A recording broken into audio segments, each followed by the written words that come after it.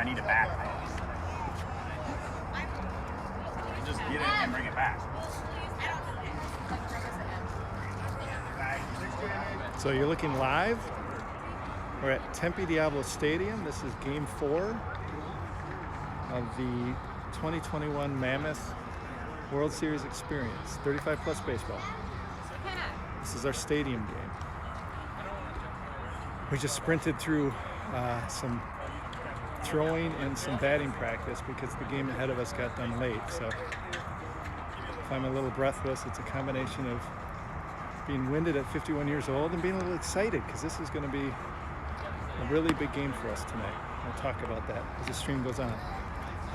I'm hoping we won't have any technical difficulties. One thing I should mention at the start, there's 2 streams available. This one has commentary, but the angle is not going to be behind home plate because the umpires don't want the opposing team tracking pitches from behind home plate. So I got to watch this from an angle. There is a behind home plate stream. I think you can find that at the MN_Mammoth Twitter feed, but that has no commentary, but it's a better view. So if you want the better view and you don't want to listen to this voice, by all means head over there. That's a Diamond Dan Casaza production. Dan checks in throughout the game and kind of provides updates, so you'll know what's going on. You just won't get some of the play-by-play. Tonight's announced attendance 3. Raising the roof on this open-air stadium.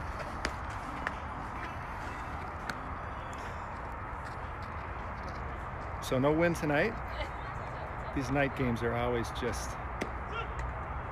it's like a baby's breath in from left to right field. That's all you feel. It's perfectly still.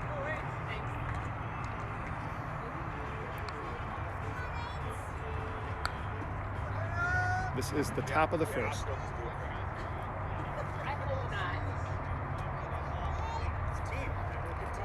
Hey Cork, if you're watching, just say something in the chat. I'm not going to follow the chat very closely. It's hard to, but I'm quite sure we're streaming, but confirmation. Okay, so batting first is Diamond Dan. Lumberjacks are 2-1. Tucson is 2-1.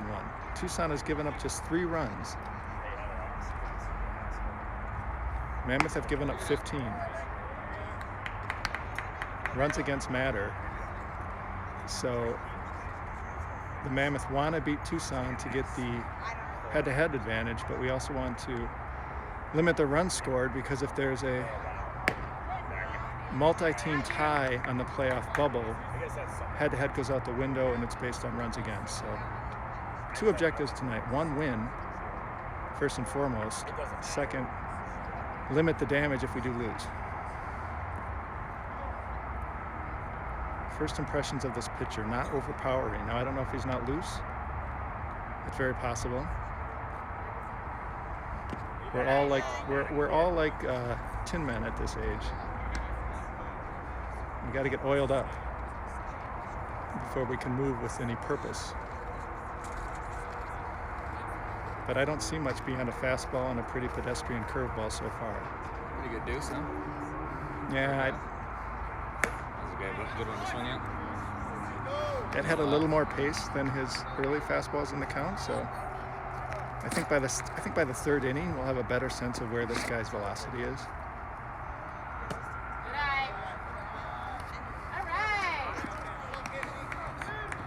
All right, we got a message. All right, I got Cork on. Excellent. No phone issues tonight. Casey Johnson. So excellent. A leadoff walk from Diamond Dan, batting 2nd, Casey Johnson. I have everybody's averages so far in the tournament. I think I'll break them out probably 2nd time through. Do a little table setting, some throat clearing before we get to the deeper statistical dives of the players, the Mammoth players. I can tell you Casey's having a good tournament. One of the better hitters in terms of average. And I would also say hard hit rate, but that is Casey's game. Looks like he got fooled a little bit. I don't know. I didn't watch closely if that was A breaking ball off the plate or just a changeup? 1-1. It's a curveball in the dirt. Not gonna throw Dan out. Excellent. Dan steals second. Goes to third on the errant throw. Man on third. Nobody out. Top of the first.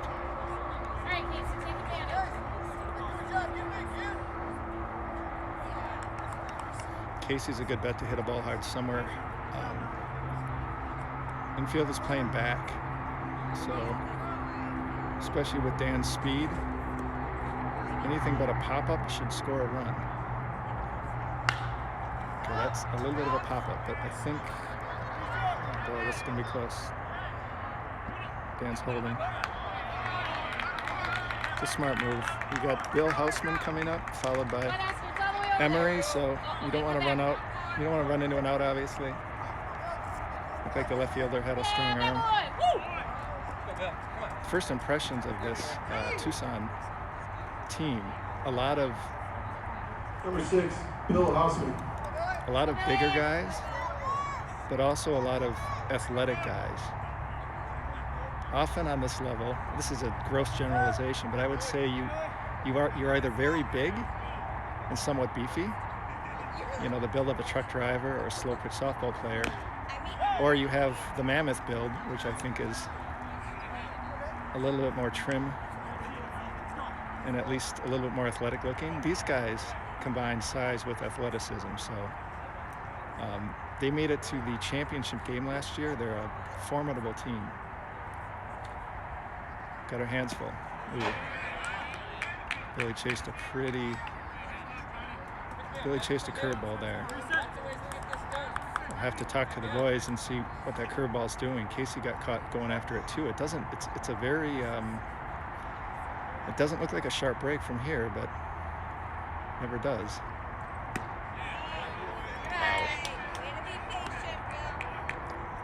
I really wish I could be behind home plate because from here that looked like a strike, but there wasn't a lot of reaction from the pitcher, catcher, or Billy, so I don't think it was. Need Billy to get him in. Good eye, Billy. That one was clearly outside.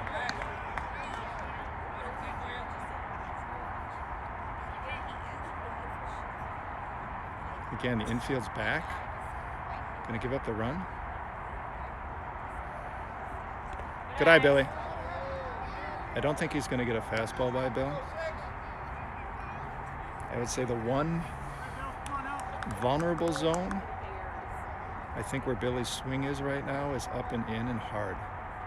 But I don't think this guy's got the fastball to get it by Billy, so. A little late on the fastball there.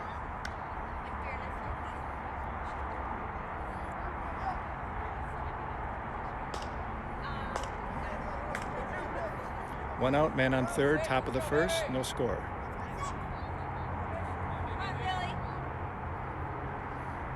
Attaboy Billy, that's a line drive to left, that's gonna get him in.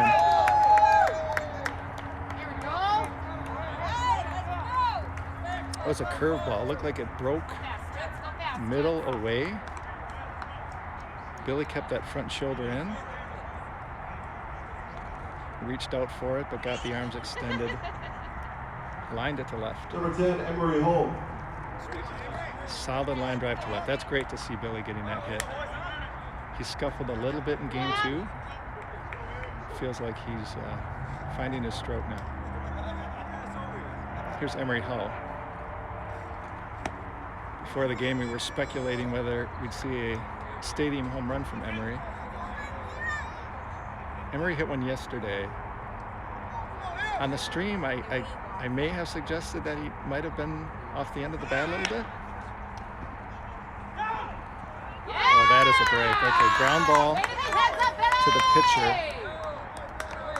I don't see exactly what happened at second base other than the ball ended up in center field. So I think that might have been one where the second baseman and the shortstop got caught up. It was a shortstop's ball. I suspect what happened is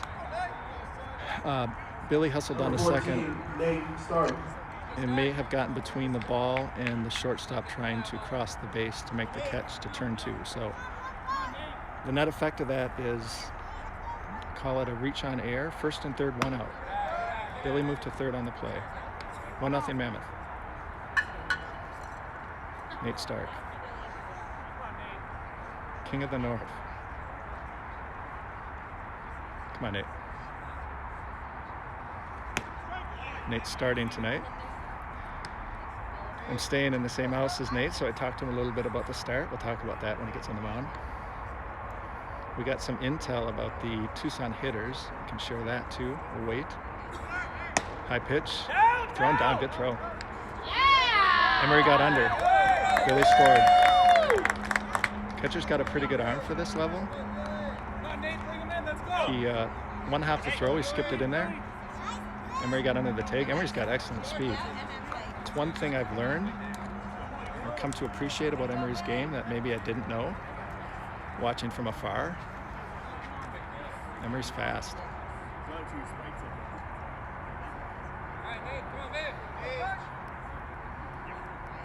I mentioned on the last stream, I think Nate's got the prettiest swing on the team.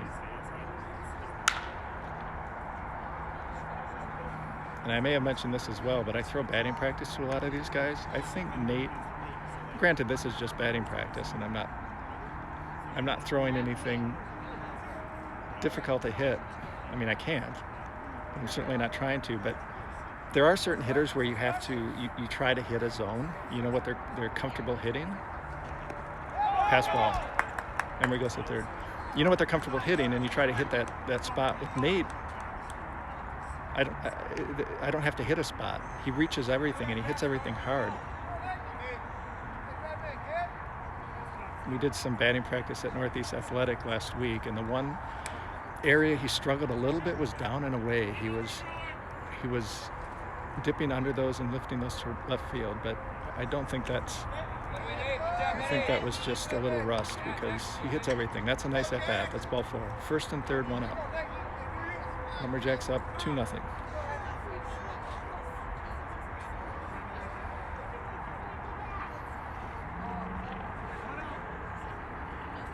I think the Lumberjacks are probably in the dugout sharing some intel about this pitcher, probably to the effect that he's someone we can hit.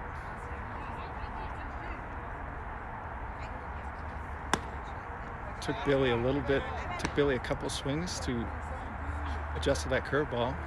Got a hit on the curveball. And he also got Casey to swing on a curveball. I don't think it's going to be as effective the second time through. Billy, I think, made an adjustment the first at bat. There's a ground ball to the shortstop. Bobbles out at second, down to first. Good hustle! Excellent hustle. Nate beats it out at first base. Emery scores. 3-0 Mammoth. There's Randy Schmidt, the skipper.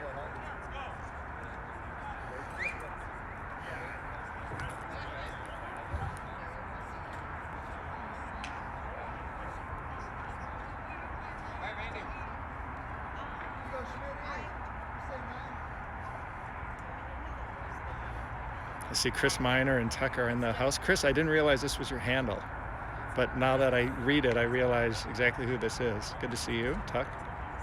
Good to see you. Wish you guys were here. Having some kind of conference on the mound. He's here, right? Looks like I don't know if it's the manager, he's pleading some kind of case. Should have been paying attention. I don't know what the problem could have been. I didn't see the play at first because I was shielded. I don't know what it could have been other than maybe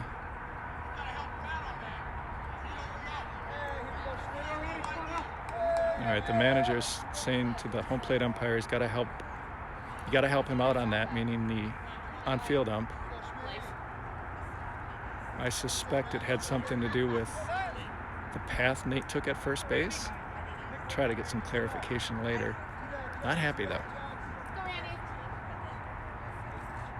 Randy Schmidt, 2 outs, man on first. Mammoth up 3-0. Good cut, foul ball. You got it? Oh, okay. Randy has, I would say, slowly been heating up. The big hit yesterday. We watched some of Diamond Dan's stream at home this afternoon, and Randy talked us through a couple of his at-bats. It's always fun talking through at-bats with Randy because Randy's very knowledgeable about hitting, so.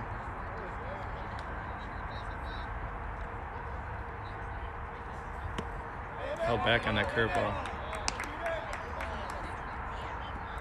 I think these guys got to see that curveball once. It's discernibly slower than the fastball. I mean, it's a good change of speed. That must have been a changeup, possibly, or a curveball that just did not break.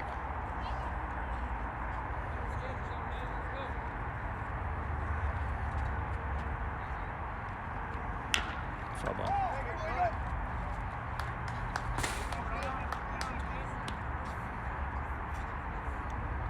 As I said, Randy manages his team, does a fantastic job. There's no one I'd rather play for than Randy Schmidt. And I've been playing for 20 years. Nate broke. Ooh, that's a shot down the line, but he hooked it foul.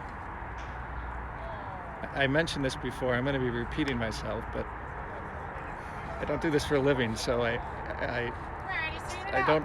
My well of play-by-play knowledge isn't that deep, so bear with me. But I've said before, I feel like there's 3 levels to Randy. There's the soft contact, slightly perplexed, face filled with consternation Randy. And then the second level of Randy is what we just saw there, hard shots foul. I mean, there's a running joke on the team about Randy's propensity to hit home run foul balls. And then the third level Randy is those shots end up fair. And I felt yesterday that Randy was working his way into the third stage, which is the Randy we want to see. Okay, this is another big at-bat. First and second, 2 outs. Defensively, you know, you get to the 2 outs, you got a guy in first base, giving up 3. I feel like if you get out of the inning, second baseman coming in to say something to the pitcher. I feel like you get out of the inning and, you know, you can weather that, but if the Mammoth kind of restart the rally, if Dan can get a hit here, then that takes a toll psychologically. I mean, these guys aren't going to be flattened by any means, but they're certainly going to know they're in for a fight. Come on, Dan. The fastball had a nice sound to it, but again, it's not. It's nothing these guys haven't seen before.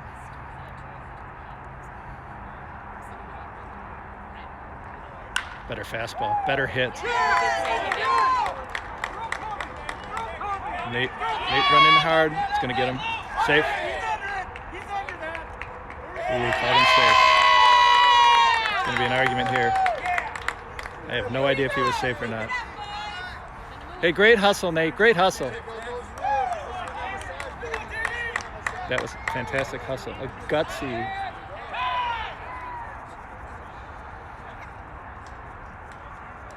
Another member of the Brain Trust is coming out. He shouted time, I believe, or something. He does not look happy. So that was a rocket through the right side. Nate Jackson scored from second base. The throw beat Nate. It looked like the throw was to the right of home plate. So the catcher's facing, obviously, first base. The throw's coming in from right field. Looked like the throw beat Nate, but Nate got under the tag. I saw the umpire. I thought the umpire was looking to see if the catcher had the ball, but I think he was looking to see possibly where the catcher's foot was. Now he's pointing at the plate. I mean, that would be some advanced umpiring if he's saying, I saw where you tagged him, I saw where your foot was. I needed to see where your foot was relative to the plate in order to know if you got, I don't know. Normally when the umpire's peering in like that, he's looking to see if the catcher had the ball. But regardless, Nate got under the tag. The score is now 4-0. This is a dynamite start for the Mammoth.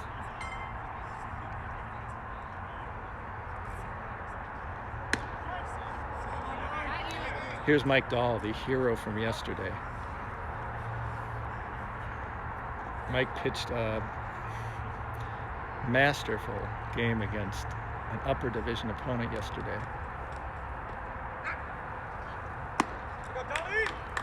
We'll talk about that game.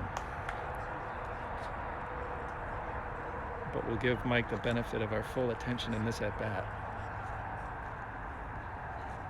No balls and strikes on the scoreboard, but we do have the score and the hits. No hits either, just runs and outs.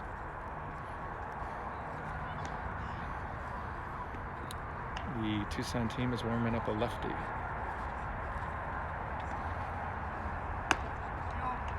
Wow. I don't think that was high, so I think that must have been off the plate. Again, I so wish I could be behind home plate. It's so much more fun behind home plate because then I can talk about the movement left to right on the pitches. It's a lot easier to talk about how the pitcher is working the opponent when you can see the ball left to right. Here I'm stuck seeing it up and down. At any rate, we got Matt Grill on it at the plate. If Matt can poke one to right, that's what he does really well. A curveball, I could see him just taking that to right field. There's a line drive. Get through, get through. That's through. 2 runs are going to score. Boy, what a start. That is Matt Grill. Line drive to right field. So that was I'd say that was a trademark. I think he hit that out there on the bat. Back to the top of the order. Wow. They are in trouble. So that was it was sharper than a humpback liner, but not quite as sharp as, say, an Emery Hall line drive, but it certainly was more than enough to get through. It was a solidly hit ball. It was well struck. More importantly, it knocked in 2 runs.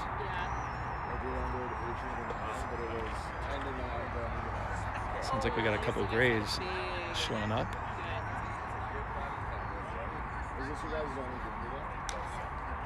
Pitching change. Pitching change.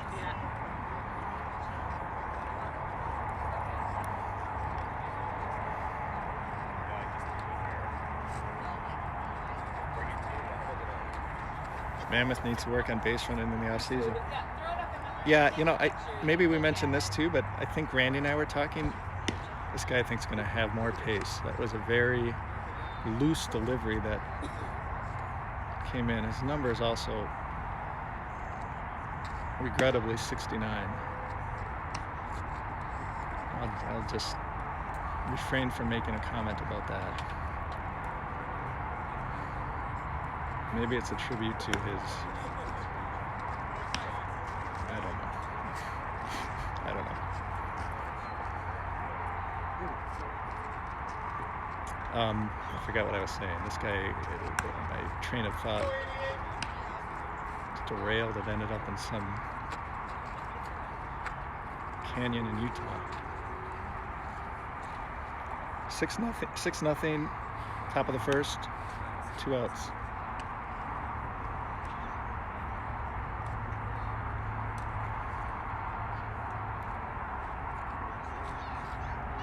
So while this chap is warming up, talk a little bit about the standings.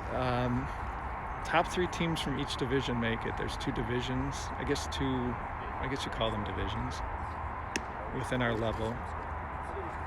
There's 2 3-0 teams. One of them is the Bombers, who we lost to in Game 2. A very close game. We're 2-1. Tucson is 2-1. Tucson's given up just 3 runs. Now they've had a easier schedule, at least in terms of the teams they played and the records that they're showing right now. So that number may be a little deceptive, but as I said a little bit earlier, I look at this. I look at just the way these guys present themselves, and they just look to me like they can play. So I don't think that 3 runs is too much of an anomaly. This guy's bringing it. This is going to be interesting. It's very likely that they were hoping to save this guy. They've got the tougher part of their schedule is coming up. We're an unknown team in that we didn't have any history that teams could track. A lot of these guys played with the Lumberjacks, but that history isn't pinned to the Mammoth team down here, so we're kind of an unknown. We're from Minnesota, cold weather, so wow. That was something off speed that looked a little low from here, but he called it a strike. 0-1. Let me see the fastball, get a sense of what we're dealing with here. It's a good fastball. I think when he elevates that fastball, he's going to give some of the Mammoth hitters some problems.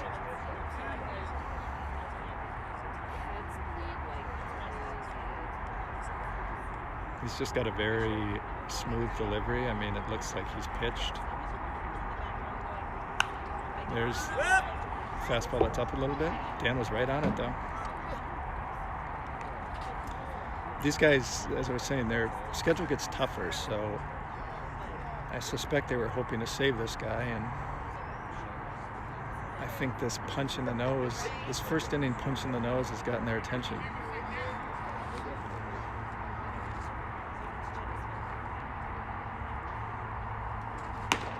Maybe like the end of round 1 in Rocky or round 2, where Apollo, most of the round is just dealing. And Rocky lands some big punches, and Apollo realizes he's in for a fight. I think this gesture, putting this guy on the mound, is recognition that they're in for a fight tonight.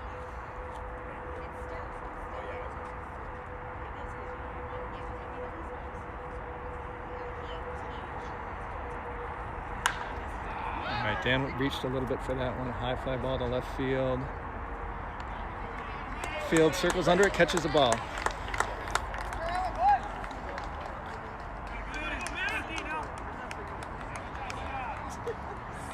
I think I got cut off talking about Pat at third base when he sent Nate Jackson in. This Mammoth team won the 35-plus state playoffs in Minnesota, and there were maybe, I don't know, 4 plays at the plate that were bang, bang, that the Mammoth were on the right side of each one. And I think Pat was responsible for making the decision to send the runner every time, so he's proven to be, it's strange to talk about a third base coach being an asset on this level, because most of the time you're just pantomiming signs that half the batters don't even know what they mean, and you're waving guys home from third, trying to drown out or obscure the voices from your own dugout screaming at the base runner. But Pat's made a real impact as a third base coach, on top of what he's done in the field and at the plate.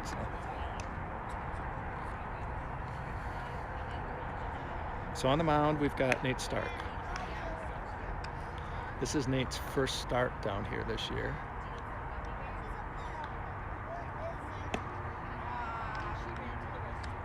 I actually caught a bullpen of his last week.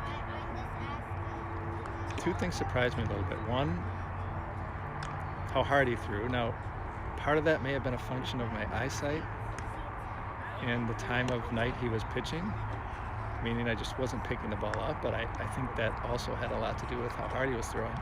The second thing that I wasn't aware of is how much his balls move. His fastball's got a lot of natural movement on it. Nate was the ace of the now defunct Northeast 9 for a lot of years. Ken Wangler's 28-plus TC Mobile team. I talked to Nate before the game, and I asked him if he has performance anxiety before he plays. Number 6, Chris Monaco. And he said sometimes he does as a pitcher, and I said, "Do you have some tonight?" He said, "Yeah, I know that there's a baseball game coming up." He didn't put it that way, but it's a good shot to short. Got Mac Grill at short. Throw on the letters, letter high. It's 1 out. One thing about this Tucson team, Torrey Holt, his Lakeville Lobos played these guys twice last year in this tournament. Here's number 69. Number 69, Chris Loretta.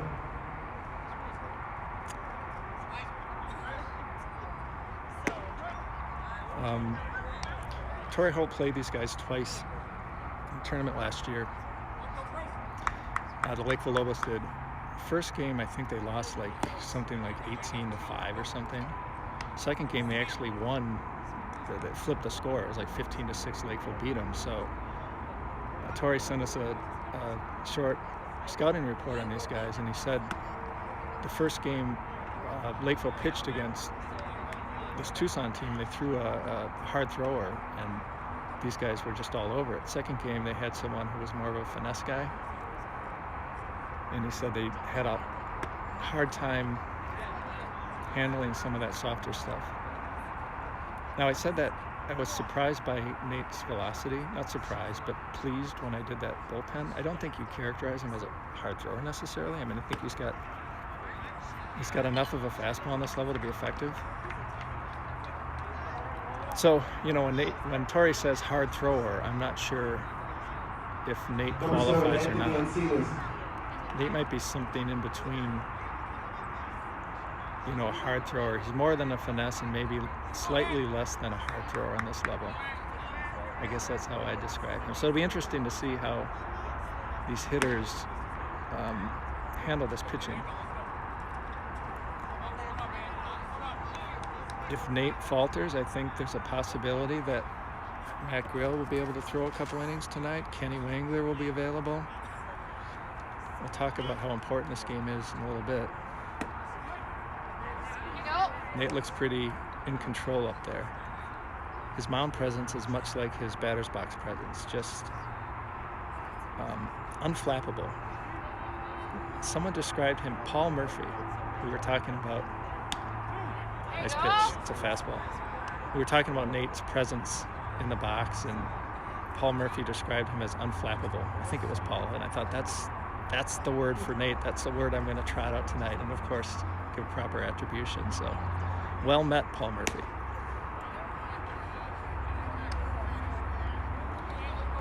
This strike zone looks snug. A real strike zone. Yeah, that's exactly what I said when I got it. It's the first thing I said. Number one, I can't hit all more. 290. You have to sit right behind the live stream. I can hear you guys, yeah. And then I can watch it later and see all the captions. I got rabbit ears too, so I can hear everything you guys are saying. No, that's cool. It's good to see you guys. Pretty. Ooh, that's strike three. Big day for the Grays today, huh? Yeah. Just steamroll those teams. Yeah. If you don't look at what innings the runs were scored in the second one, it looked really good. Yeah. What was the score in the last one? 18-9. We had an 8-1 lead on it. This guy absolutely raked. Number 8, Nico Quinn. Yeah. I just talked. Torrey sent us a scouting report. He said like these guys hammer faster pitching and kind of struggle against the slower stuff. Okay. And I said Nate's kind of in between the two, I think. That was a good swing. So the Grays shared with us something about number 8, that he just hammered their pitching last year. So we'll keep an eye on him. He was a cleanup hitter. Yeah, these guys, you know, all these guys have had size. Number 24, Justin Alencio. But they're still in fighting trim. It's kind of a scary combination. 2 outs, first and second. 6-0 Mammoth, bottom of the first. Big first inning for the Mammoth. Straight up. That's going to be in play. It's not an easy play. Oh, Mike. I think that may have been a little, I don't want to say distracted by Nate. Probably a little bit unsure who was going to get that one. And that's just a tough play, man.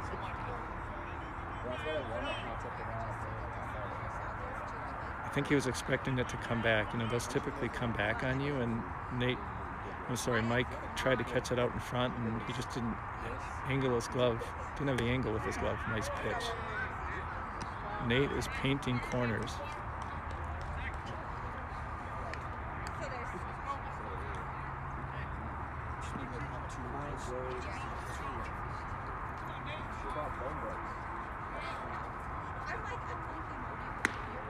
Pitches off the plate.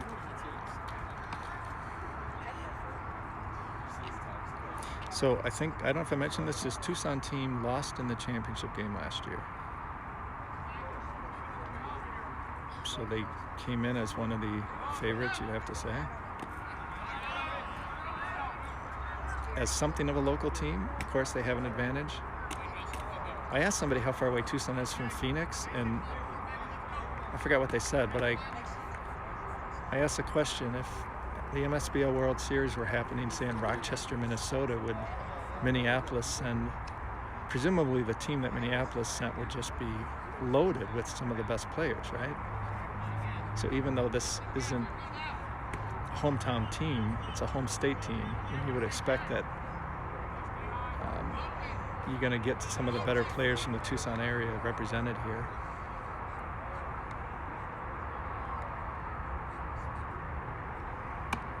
Ooh, it's a good take. It's a high fastball. Not a strike.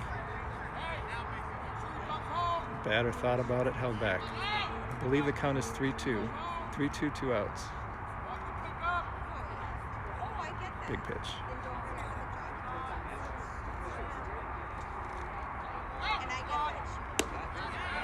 Just off the plate inside. That's ball 4. Bases loaded.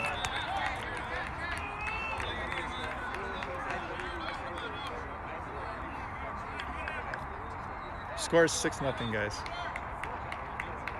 In the inning, this big game, Bob Gordon. I was talking about you today, Bob.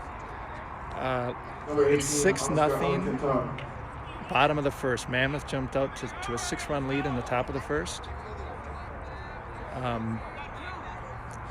The Tucson team has bases loaded, 2 outs. Nobody in yet. Nate Stark just pumped a fastball in there. Hitter was behind, but this guy looks like he can do some damage with the bat. I don't think Lip's going to try to throw that pitch again. I wouldn't. Definitely hit the lower part of the zone with it. That first pitch was high. That one in a much better location, I think. Expect something off speed here. He's way up 0-2. He's got to worry about the pass ball, but Lip is really capable back there. That's gonna, a nice scoop. Yeah! Got him. Wow, what a play. That was barreled up the middle.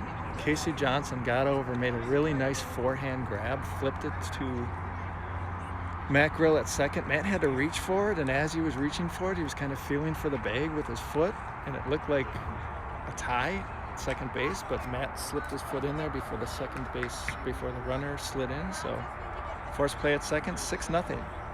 Go to the top of the second. That's a big out. I got this netting I've got to deal with at this stadium game. I mean, it's a first world problem. I'm not complaining. You can think of a lot worse places to be than standing behind netting at the 35 plus World Series, but it's a little bit hard to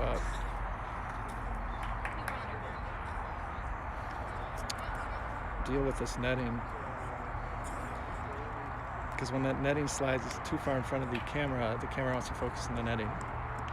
You guys don't want to know how the sausage is made, though, so we'll just make a point to ignore that and hope it doesn't cause a lot of problems. We'll do a walkthrough in the dugout in a little bit. I don't want to intrude on the baseball chatter too much, so I try to limit the number of times I walk through, but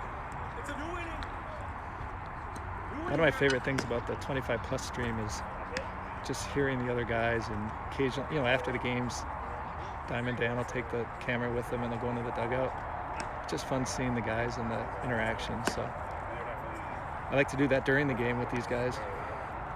There's Casey. Casey made that clean pick at second base.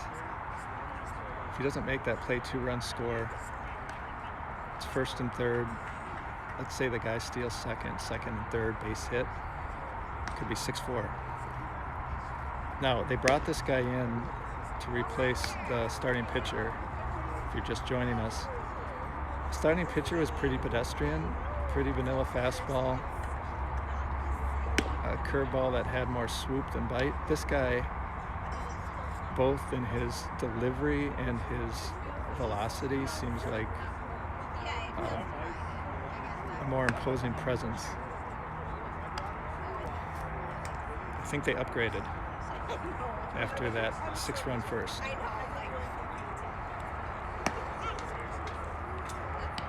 Hi, Jolene. Hi, Matt. Good to see you again. Why is Grill at 2 and Casey short? No, I'm sorry. I may have said that wrong. Casey is at second, and Grill is at short.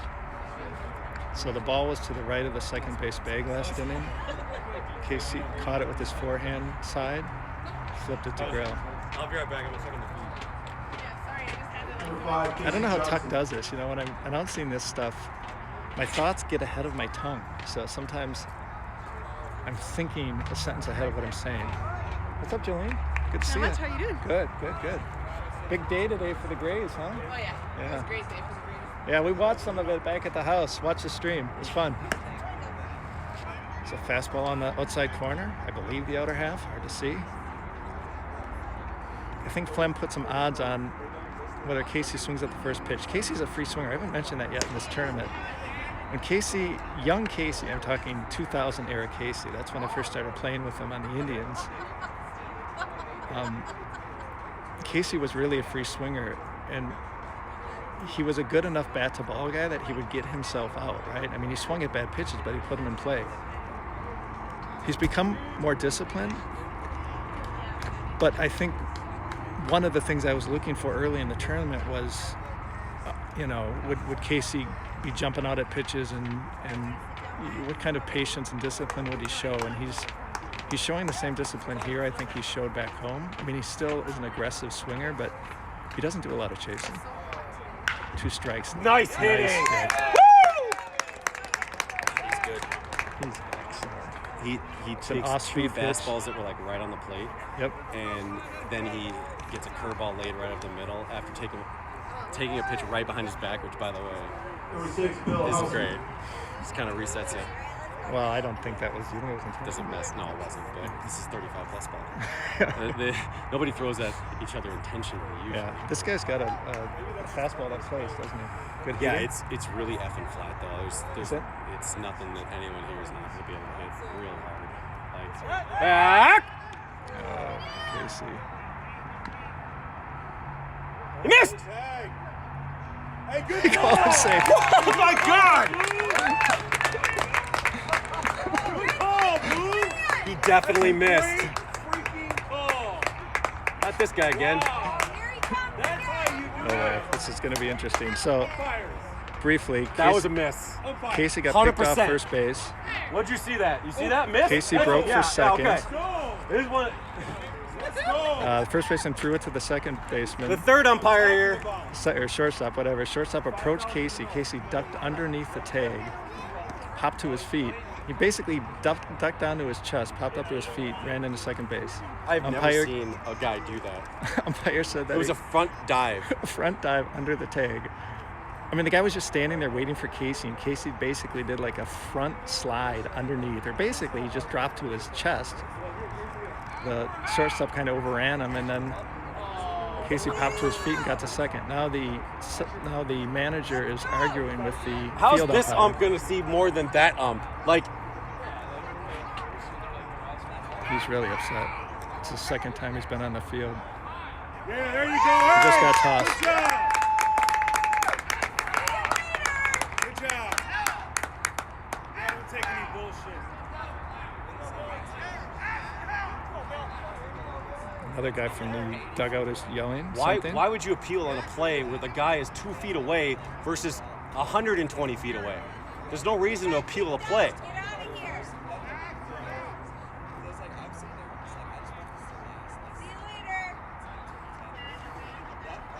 I love you. Does he have to leave the stadium? Number 69 was trying to get that guy off the field.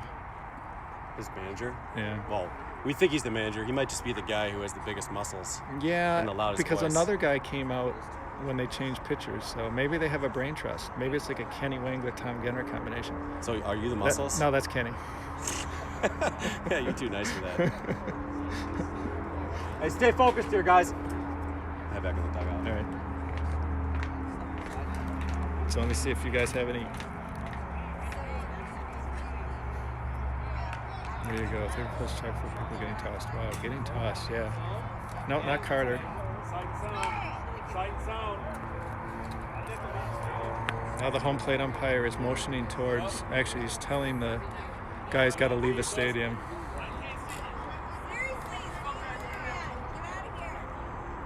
Just called someone a scumbag, I think. He almost went down.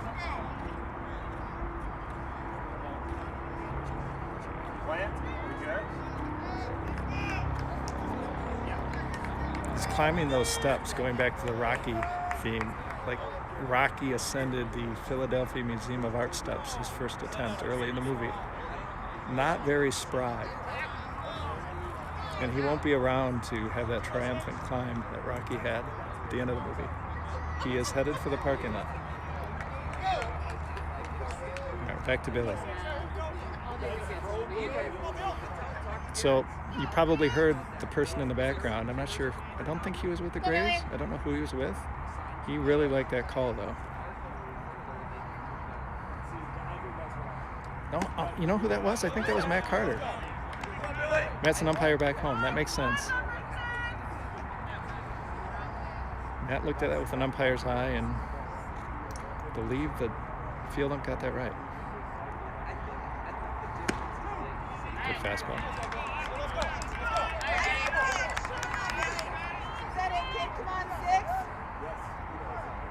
I want to see Billy turn on a middle in fastball. I want to see that. I think Billy wants to see it too. That was up and in. Looking to go there with the pitch. I don't think I did justice to what happened at second base, but there was a lot going on, so. I invite you to check out the tape later.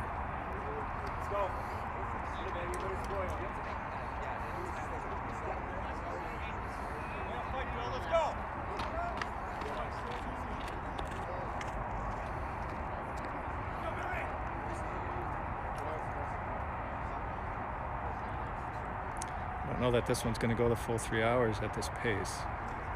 Good eye, Billy. You heard Dan say that this guy's fastball is decent but flat. We meaning the Mammoth, definitely have hitters who can handle a good fastball. I mean, half these guys are playing at 18 plus level. Not half, but Billy motioning that was maybe high and in.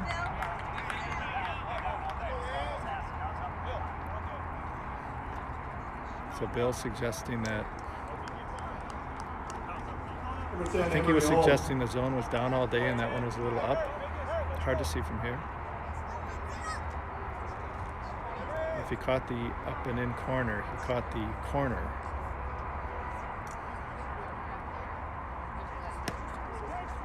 Low fastball. I would say that people have pitched carefully to Emery.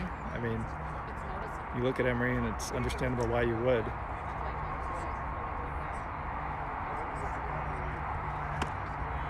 This is the kind of pitching, you know, Emery plays town ball with, I believe, the pub team. He's arguably the best hitter in 18 plus TCMABL. Arguably one of the top handful in TCMABL history. Saw him turn on that fastball. I mean, he eats these fastballs like this for breakfast. I talked to Emery before the tournament, and I asked him how he feels about slower pitching. And he said he actually doesn't mind hitting curveballs. And then he kind of laughed and he said he doesn't see a lot of fastballs. And his reputation precedes him 18 plus level, so he gets a lot of off speed. The other thing about Emery is he doesn't have a big load, and I think a hitter like Emery can adjust to that slower stuff better than, say, a hitter like Billy, who's got a more pronounced load. And it's not a bad thing to have a more pronounced load. I mean, they teach that. Emery's is very, very slight. He basically lifts that front. So we're going to see if Emery's wheels threw him out. Good play. Good play by the third baseman. Got Casey the third, though. 2 outs. Emery's load is basically lifting that front foot. It's kind of a toe tap. Not a pronounced pullback with the hands like you see with Billy.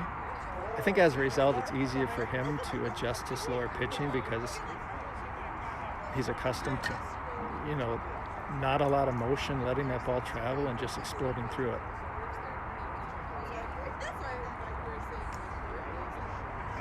This is an interesting matchup here. Nate isn't a big fan of left-handed pitchers. Had a nice hit first inning though. Shook his head at that pitch, basically suggesting to the umpire that it was outside, and the umpire happily agreed. 1-0, man on third, 6-0 Mammoth, top of the second. 2 outs. That's a beautiful piece of hitting. Nate got his, even from here I could tell that Nate got his hands inside the baseball. So that pitch wasn't off the plate. It was either middle or middle in. Number 8, Nate Jackson. Nate got his hands inside the baseball. Basically got that back elbow in that hitter's slot. That was a beautiful piece of hitting. Got his hands and the bat on plane with the ball. Against a lefty, no less. That's really nice to see, Nate. Nate, I think that bat will be recounted with a certain amount of glee in the hot tub tonight, win or lose. Especially given that he drove Casey in. We're all staying in the same house, and those guys enjoy the conversation in the hot tub with a couple of cold ones. That really was a nice hit. So, 7-0, top of second. I don't think we can score enough, though. These guys are going to score runs, I think. There's Nate Jackson, another guy who can handle this, this plus fastball.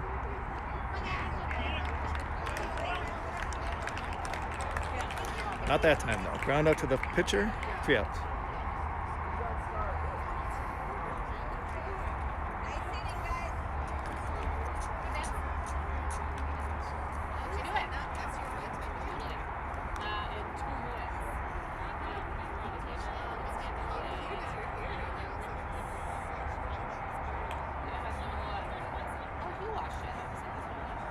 Enjoy a nice soak. Yeah, that's right, Bob.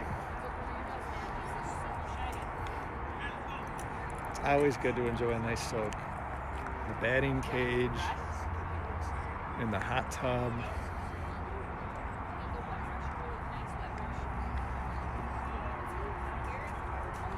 Nate heading out to the mound after that big hit. Big 2-out hit to knock in the 7th run. I would anticipate or expect that whatever pregame jitters he had are ironed out. Now these guys have been hitting the ball. They had the bases loaded in the bottom of the first inning.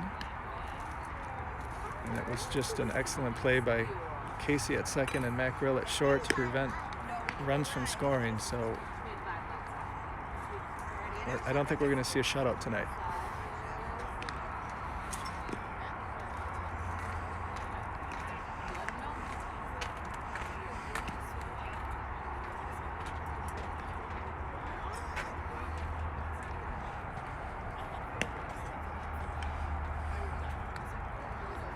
Just gave Randy a thumbs up. Randy gave me a thumbs up back. I'm about 30 feet from the dugout.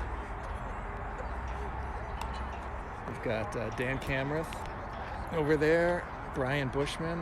I'll give you the defensive alignment. I don't think I've done that. I think Randy's going to be swapping in defenders fairly liberally. This is a stadium game, so especially for the first timers, this is a game you want to get everybody in. Currently, our defensive lineup is Mike Lippert behind the plate. Mike's been doing just about all of the catching. Diamond Dan Casaza actually had a appearance earlier in the tournament. Did a very nice job. But Mike's been the primary catcher. First base, Dan Smolik. Number 26, Jesse Kearns. We learned today that the proper pronunciation is Smolik, so I've been mispronouncing Dan's name for a decade. Second base, we got Casey Johnson. Easy name to remember and pronounce. Shortstop, Matt Grill. Third base, Nate Jackson. Left field, Diamond Dan Casaza. Center field, Billy. Right field is, I think Mike's out there now, Mike Dahl. I think he's alternating with Brian Bushman. So that's an instance where Randy's trying to get everyone involved. How was that?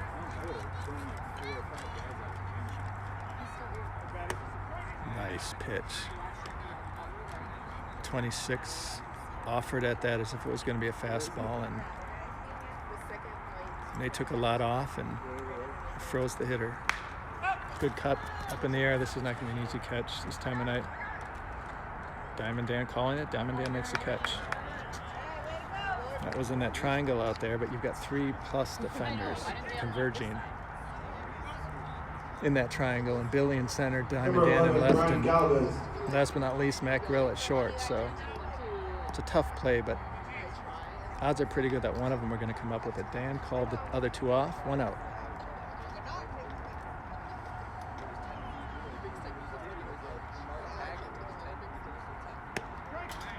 There's a strike. Dan made one of the best plays I think I can remember seeing as an amateur baseball player earlier in this tournament. It was against the Puerto Rican team. No, it was against the San Antonio team. Just a shot to left field. And you know, most left fielders, at least this left fielder, is going to backpedal 3 or 4 times, then just turn on his heel and start running back, and the ball's going to land. You know, the ball's going to short hop the fence and land 30 feet ahead of most outfielders. Dan, off the crack of the bat, turns around, runs full speed towards the fence, and he made like this Willie Mays over-the-shoulder catch while running full speed and nearly running into the wall. I mean, it was an incredible catch because this was barrel. This wasn't foul ball to the right side.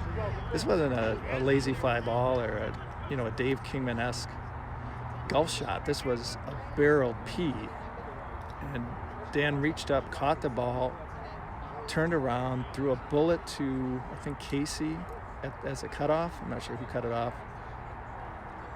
There was a man at first who was rounding second when Dan caught the ball, and the relay throw threw the runner out at first base, so it was a double play. But the catch Dan made, it's on video out there somewhere. There again, I don't think I did that play justice. So I think about it in hindsight, and I recognize it's just a remarkable play.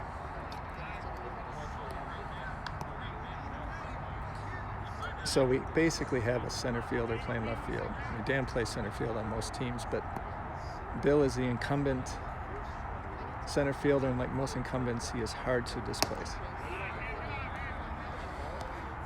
I mean, Bill plays an excellent center field.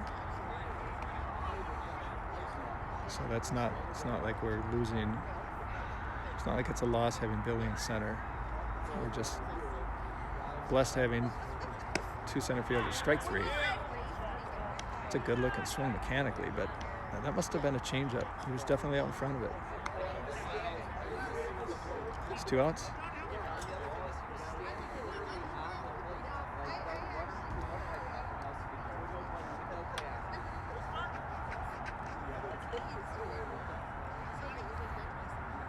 Now, they're not at the top yet because I see the guy on deck, and I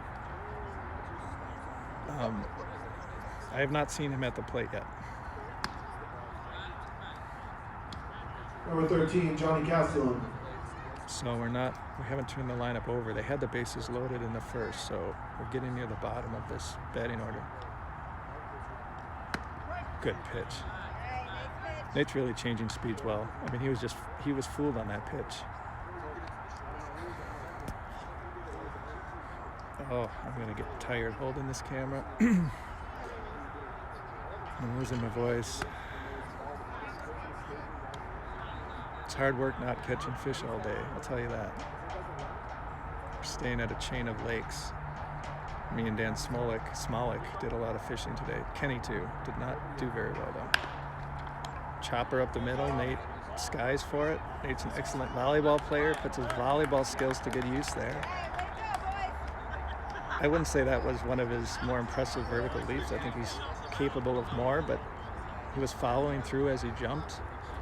Snared the baseball through to first. Excellent second inning for the Mammoth.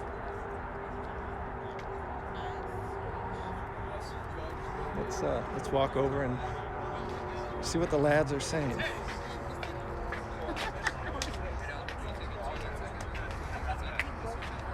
Mike Dahl was raising the roof again. Apparently unaware we're in an open air stadium.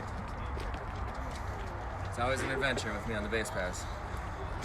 Yeah, we didn't talk about that. We just were marveling at. So he did miss you. Is that fair to say? Yep.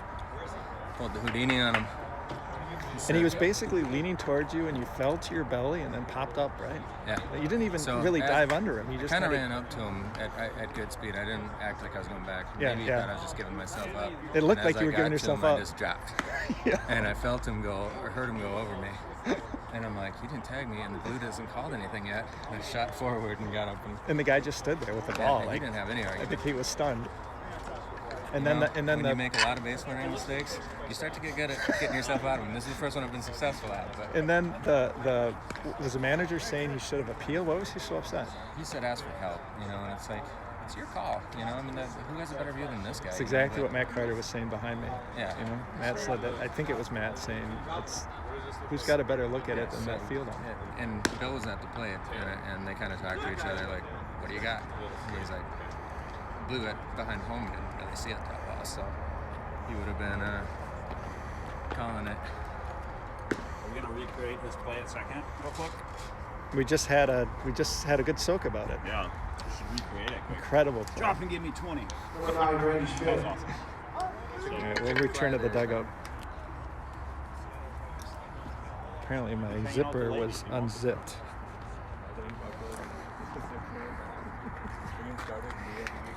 Thus the spectacle of a middle-aged man with readers that are crooked and an unzipped fly. There's a rocket to right center. No. That's right, Randy. Randy made really good contact on that. A shot to right center. He made the center fielder go back, but ran it down. Hey, Randy. Randy. Good wood. Number 17, James Small. Does it better. Thanks, Emery.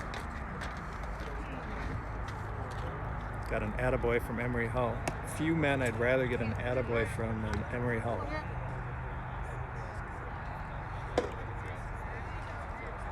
I mean, if I'm honest, probably I'd rather get one from Tommy the Cork, but it's really close. I get so many from Tommy the Cork that I've come to expect them now.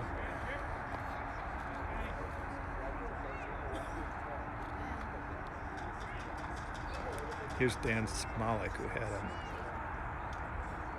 a really nice base hit. I know he's going to be really happy with that. That one might be recounted with a certain amount of satisfaction in the hot tub tonight as well. It's going to be a man's soup tonight. It's an above-ground hot tub. And there's I think there's 6 guys in the house. There's another shot. It's going to be close at first. Picks, throws, beat it out. Wow. Dan's heating up. He had 2 hits yesterday, a couple of hit-by-pitches, 2 hits tonight. That was another rocket at the pitcher. Pitcher got a glove on it, knocked it to Number his 21, Mike Dahl. glove side, scrambled off the mound, threw a strike to the first baseman, but Dan hustled down there and got to first base. 1 out, man on first. 7-0 Mammoth, top of the 3rd. Here's Mike Dahl. Mike squaring up. He was bunting for a hit there. I'm not sure a sacrifice makes a lot of sense. Third baseman playing even with the bag has not moved. He's not buying it. See what Mike decides to do. Possibly Mike was just planning on taking and trying to draw that third baseman in.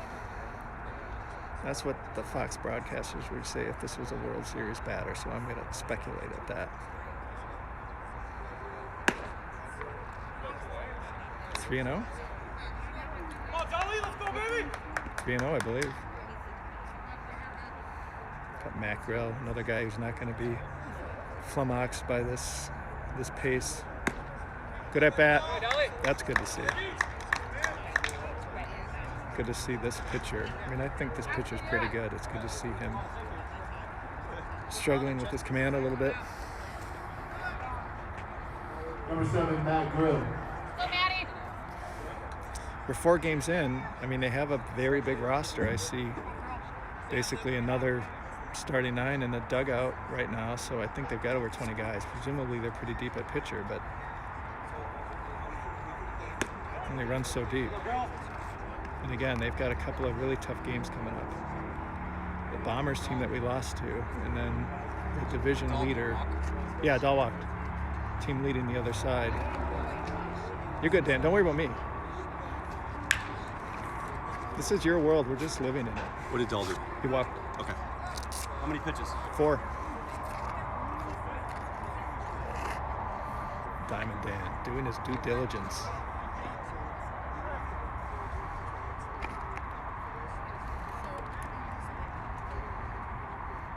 Matt with the hands very tight, close to the shoulder, pulls them back.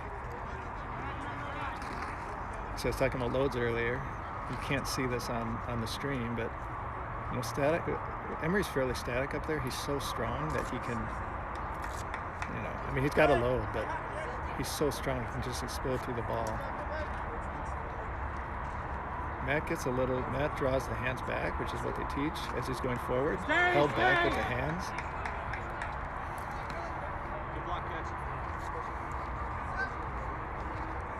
Matt will drop those hands back.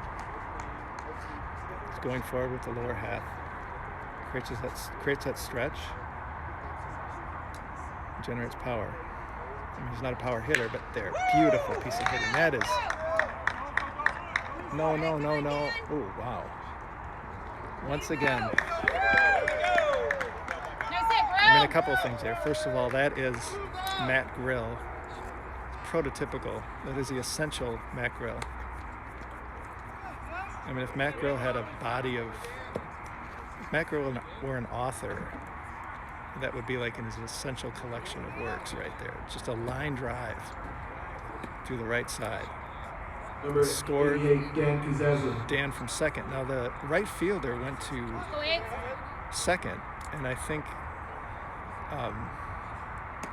it's a ball off the plate. I think had he gone home, there would have been a play there. I said no because I didn't think we should be sending him, especially with Diamond Dan up there. But once again, I mentioned Pat earlier. Pat makes the right decision at third base,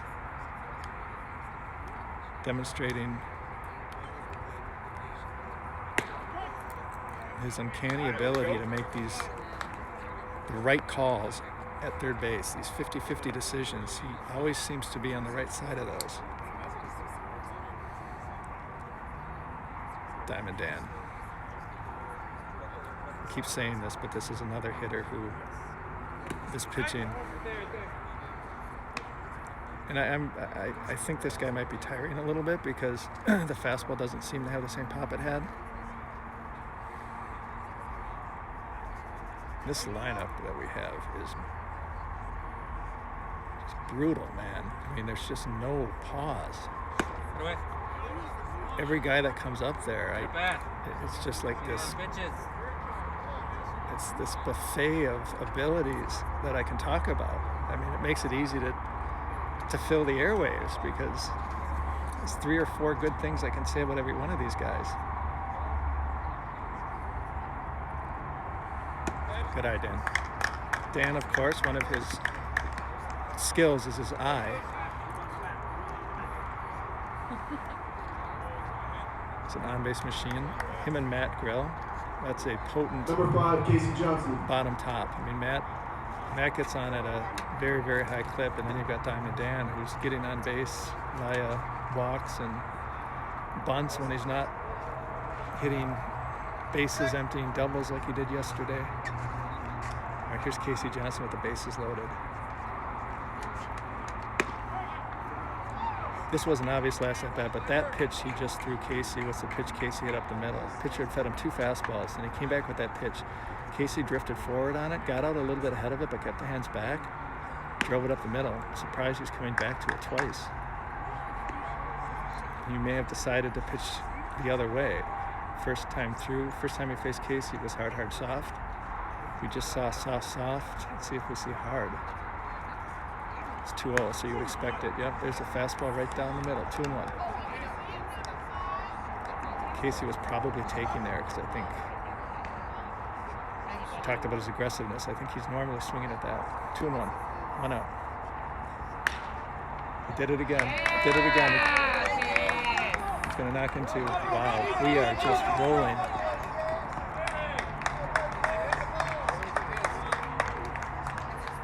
He's doing some kind of mammoth pantomime. We've seen a couple of things. We've seen the elephant trunk. You kind of put your shoulder on your nose and then you kind of just flop your arm upwards. And that's like an elephant trunk.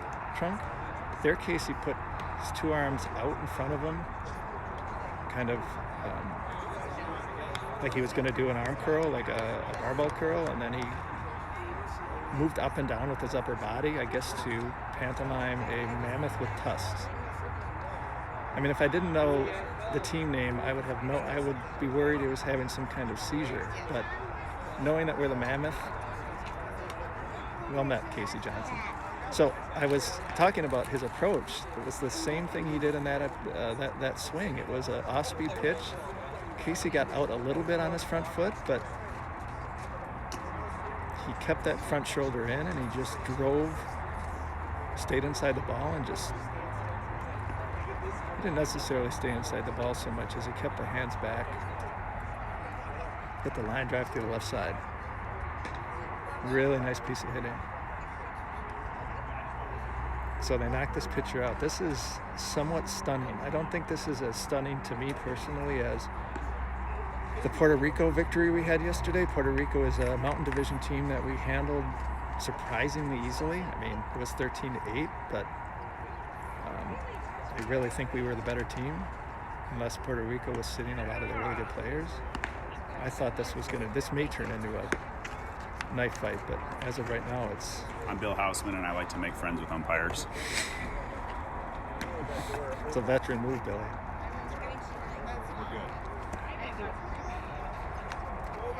So Billy had questioned the umpire earlier. I think that was what that was in a reference to. And Billy hadn't challenged him. I think he was just suggesting that the zone had been low. Billy's in center field, so he's got a really good look at it. I think he was suggesting that pitch he struck out on, that zone had been pretty low all night, and that was a strike he wasn't calling. Okay, let's see who we got on the mound. We have an older gentleman, side armor. This guy is not going to. I was just like, well, I got what's going on? I couldn't see the play. Yeah, it was out of the view, and I'm like, unless he's got some kind of nasty knuckleball, he's probably not going to miss too many bats. I mean, that's a 3/4 soft serve is what that is. That's an ice cream cone from McDonald's. And we're like a little league team that just got done with a hot practice. We're all set. Hey, you got a future. Hey, I learned it from you. Man, I was talking about this lineup. It's every team that I've ever come down here with has been an all-star team. But I mean, this summer Mammoth team we had and this travel team, it's truly elite. A lot of support from the Grays behind us, always appreciated. There's a certain fraternity of Minnesota baseball players down here. There's 3 teams, and I think we're all rooting for each other, except when we're playing each other. Now, we'll see. You know, I talked about how Tucson hits a fastball better than a slow ball. I think that's true with Billy. This guy is slower. He seems to be on time with it, though, so this is the kind of guy that Emery could hit one off the batter's eye. Emery had 2 home runs in 18+. Had loads of bases. This is not a good situation for Tucson. Number 10, Emery Hall. Undoubtedly one of the best hitters in this 35+ division. The bases loaded, and a guy who is going to have a hard time getting the ball past Emery. We'll see what Emery does. It's off the plate, ball 1. Emery hit a one-hopper to the shortstop. I think it was in game 1. He hit it so hard that it hopped over the shortstop's head and it rolled all the way to the wall, and Emery got a triple. I mean, the exit velocity on that had to be upper 90s. And then he had a ball yesterday against Puerto Rico that was foul, well foul, but he went back to the dugout and he said he thinks it was over 400 feet. I mean, it was just a moonshot.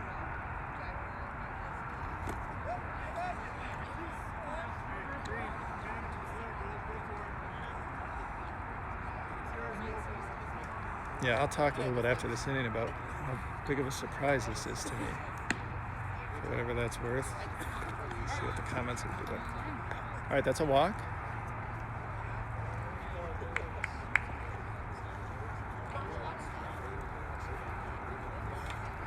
Number 14, Nate Stark. Talk about what it would be like to add these roster additions in 2022. Cork, Ludi, and Flem. Well, I mean, the first thing is we'd have to find room for you guys in this batting order, right? I mean, when we have, we're all really good hitters down here, but when you put that's way off the plate. It's not that different from what we had this summer. I mean, we had we had more good players than we had spots in the lineup. We have some really good hitters sitting on the bench right now. But yeah, I mean, the three guys you mentioned, I mean, there's got to be, we got to find a place for all three of those hitters. I mean, Ludi's a perennial batting champion or batting champion contender in 18 plus. Fleming had, by what I saw in the 25 plus tournament, the best tournament out of the 25 plus hitters. I didn't watch all the games all that closely, but it seemed every time I saw him at the plate, he was hitting a line drive to right. And then there's Cork, the Babe Ruth of the Federal League. I mean, a guy who comes from nowhere and redefines what it means to be a power hitter in the Federal League while pitching. There's not a better comp for Cork than Babe Ruth. If you know a little bit about the history of baseball and how rare the home run was prior to Ruth. Ruth came in and out-hit entire teams. That's a ball for a walk. It's a 12-0 game. It's a real possibility that this team gets 15 run. That's a new rule this year. They're bringing in another guy.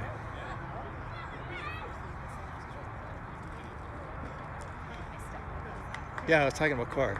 One of my favorite topics. The comp for Cork is Babe Ruth. Babe Ruth enters the league. Not only is he one of the better pitchers in the league, but again, he redefines what it means to be a power hitter. And that's what Cork did in the Federal League. I mean, he not only shattered the single season home run record, but he set the career home run record in one season. But I'm speaking to an audience that's well aware of Tom Corcoran, so we'll return to the game here. We've got a reliever on the mound. Decent velo. I guess I want to question his stamina.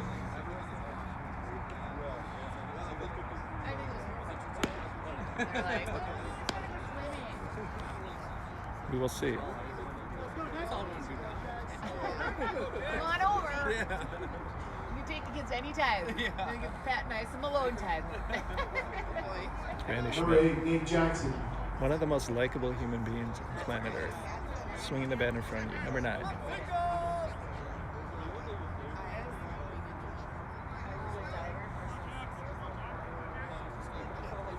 Here's Nate Jackson. I'd like to see Nate get a hit here. 1 out, 12-0. I saw Nate Jackson hit a playoff home run against the Coyotes a couple years ago at Alley Magnet. I mentioned that to Nate. We had a batting practice session on Sunday, and I talked to him about that. I also told him I remembered him when the Skeeters faced the Brewers. Skeeters were in 28 plus for a couple of years. That overlapped with the Brewers and their run of the start of the run of their dominance. And I remember facing Nate and just being impressed at how hard he threw. Nate hasn't pitched yet. And I think there's a possibility that depending on how this game goes, that we can save them for game 1 of the playoffs, assuming we get there. But this would be a big step towards making the playoffs if we can win this one. Let's pitch down.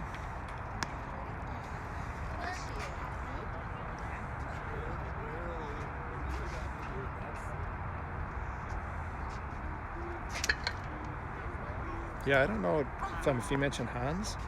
I think you mentioned Ludi, you, and Cork. But I think there's a real possibility that we see Hans certainly in the summer. I don't know about down here, but I think maybe you were talking about that.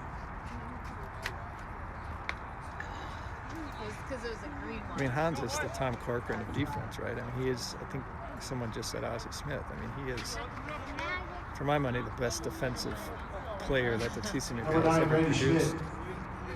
Certainly at that position. And maybe there's been, you know, like hot shot catchers who played a handful of games who had pro experience or something, right? But just in terms of TC McBell lifers or people who have a TC McBell career, he's, for my money, there's nobody close to Hans. And we may have him playing shortstop for us next year. That pitch is down.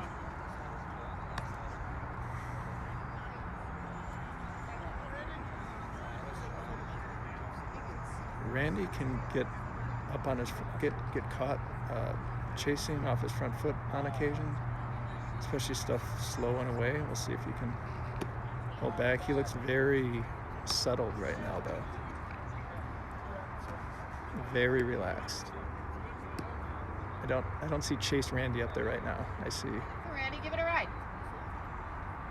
turn and burn Randy. I think it's 3-0.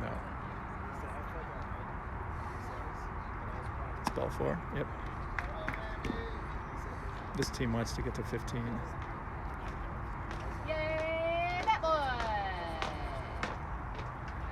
Down. So, how's it going? It's Number 17, Dan Smollett. Couldn't be going much better. I'm as stunned as I was yesterday. Probably I'm getting to the point where I'm more stunned. I did not expect this. I mean, I think these guys can hit, and I think they're going to put runs on the board. Yeah. Whether they can come all the way back when they're throwing this at us, I mean, We just got to keep scoring, right? yeah, we got to get to 15. And then We get gotta 15. run their runs allowed. Right. Because they don't have too many against them right now. Yeah, I mean, you're right. Like, we've got 15 coming in, so and we posted 14, so we've already moved past them in that regard. The bigger thing would be the win, of course, but runs against can matter too. At some point, I think you might even start believing in us. Well, much like the Skeeters. I mean, it's been 13 years, 2 championships, and I still don't really believe in the Skeeters. So you got to earn it, Casey. You got to earn it. I don't. Yeah, there is. Big game Bob Gordon's on the stream. There's an invisible wall that's constantly in front of you, no matter. I don't know when we're gonna break through it. But it'll. I'm not a man who practices a lot of confidence in life. Breaking through such a invisible fence would be like, I don't know, going over a speed bump or a speed cushion or a speed lump. Any number of signs. What did we decide? There was one that we agreed on, and Well, I'm partial to speed cushion. speed cushion. There's speed bumps around our place, and I think they're described in 3 different ways, depending on where you are in the complex. I mean, I don't think it's the softest thing, so calling it a cushion is weird, but Speed bump, speed hump, speed cushion. speed bump's what they're called, right? Right, but not down here. They go by many names. Dan's hit the ball hard twice. And he was 2 for 2 yesterday, 2 hit by pitches. Yep, Dan is coming on. He is A little late on that one. He's looking really nice.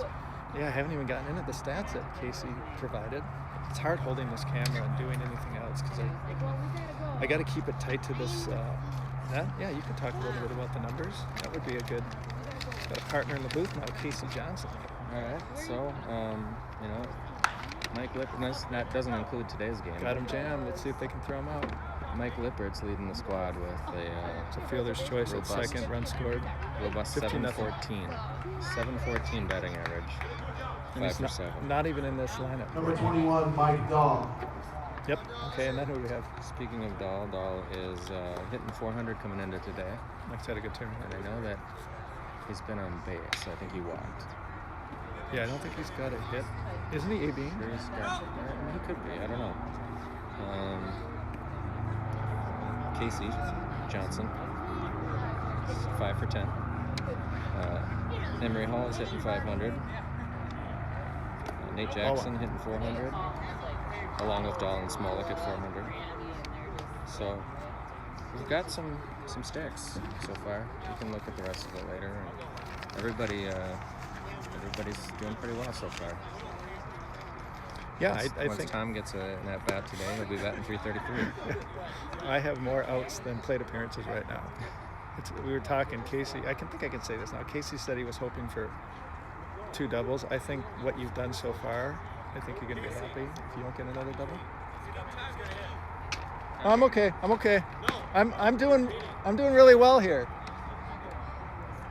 They want me to hit. I really don't want to. Tom, you're coming whether or not you like it. Who am I hitting for?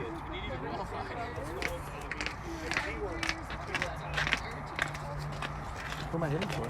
You're going to be added to the bottom. Okay, everyone. For those of you out here, welcome to the Diamond Dan Sidecast. We're out here at beautiful Tempe Diablo. Sponsored by Kaz Sports Bar out there in center field, if you can read the sign. It's 15-0. Is it still down? What's that? Oh, you're not talking to me. There's a bunch of ladies behind me having a nice time out here tonight. I think it was up again because I took a look. So it's like if it's down. You know, we're going to change the angle a little bit here. I don't like this. I think it's a bit silly. Matt Grill having a good game so far. Couple of singles, couple of RBI. Beautiful. How do you expect a 10-hitter to do anything better? He could walk 7 or 8 times in a game. Dahl with another walk. Fantastic plate discipline today. You're after, it's Grill. Camrath. Camrath, then it's Murphy, then it's you, then it's pushing. Well, Tom just kind of handed his stuff to me. You're fine.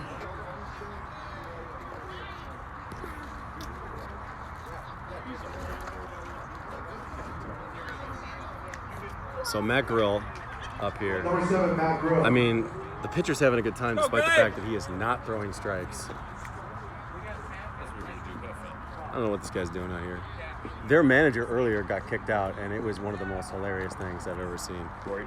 Guy with, he had the biggest chest you ever seen. Maybe benched 500 pounds, squatted about 200. There we go. What was that, beanball? Yep, hit him.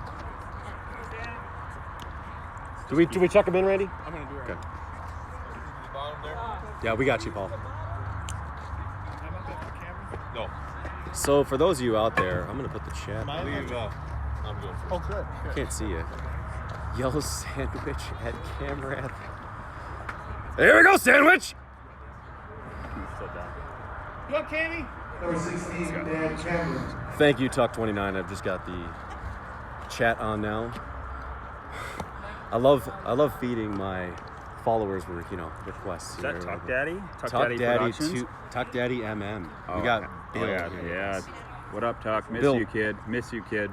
Mike's all yours. What do you think? Oh, this is fabulous. I came down here last year with Lakeville. We had 2 dirty games against these guys.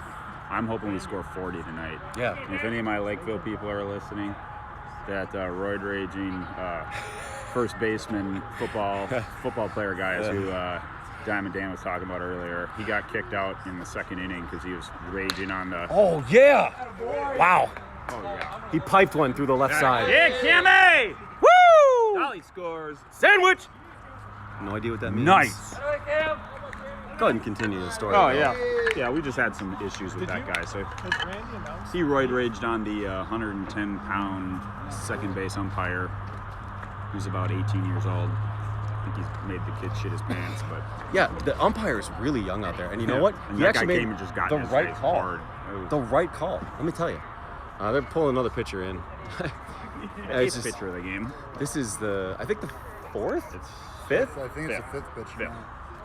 5th pitcher of the game already. We're in the top of the 3rd inning. Half 100 at this pace, says Bob Gordon.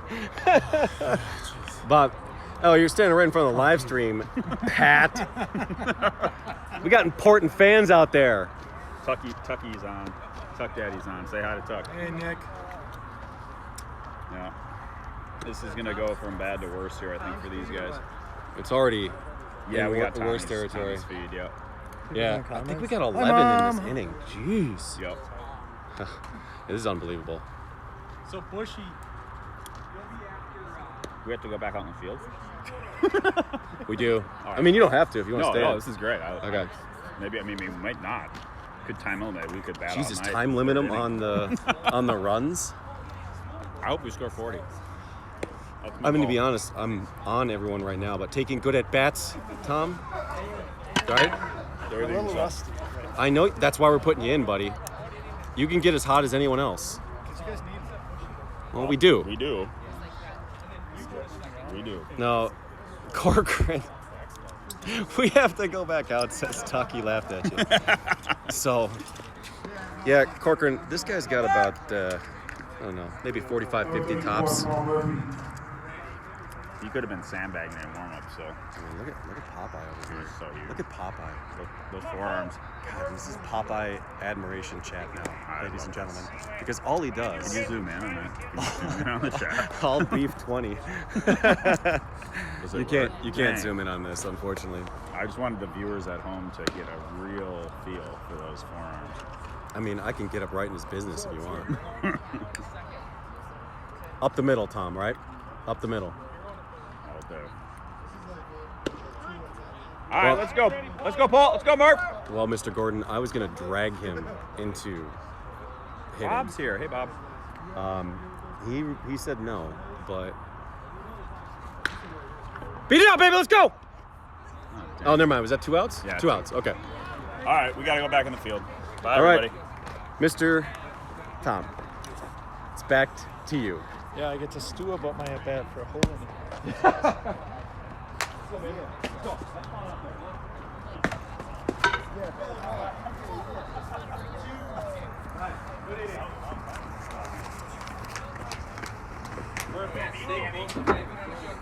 Astros win 7-2. We're tied at 1.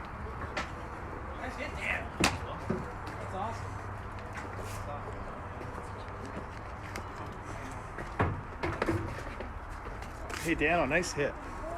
That was solid. Felt good.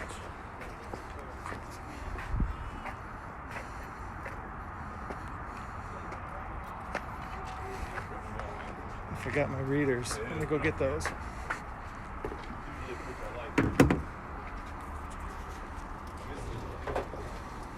Sounded like you hit it hard though. Yeah, it's just Let's see.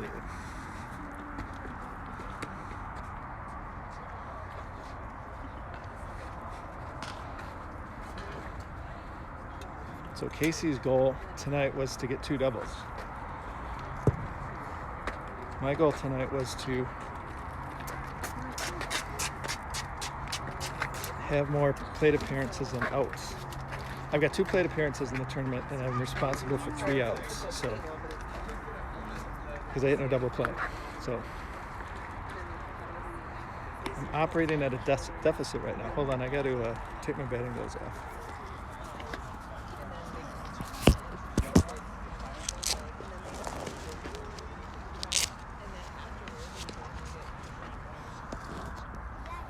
Okay.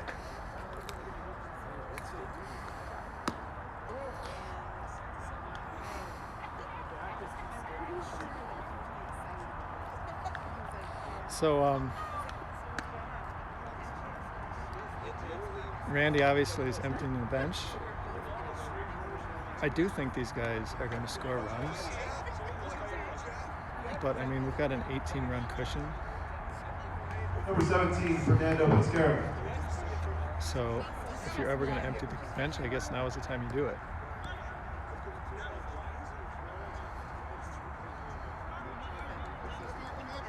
So I know this man has not batted yet, so we're not at the top yet.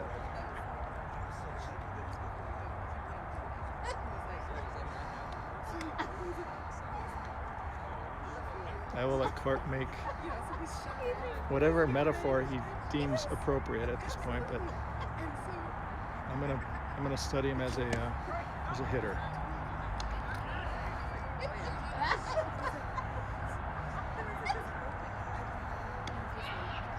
Yeah, get Stark out of there. I think Randy's only, I mean, we got to worry about runs against, and I just, watching these guys hit the first time through, I think if we put, say, someone like Casey out there, they're going to hit the ball everywhere. I really think they can hit, so. There's a soft liner to the second baseman, 1 out. As if on cue, they demonstrate their lack of pop, at least on that swing. He's bottom of the order, though. This guy may be the leadoff.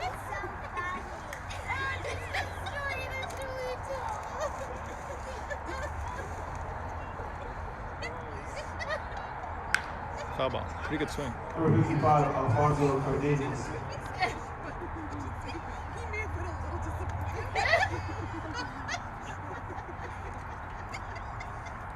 That is the best story that I've read. Yep. Oh. I think that was Emery caught that 2 outs. I would say the fight appears to have left this Tucson team. Not surprisingly, not a lot of pep in the dugout right now. Number 6, Chris Monaco.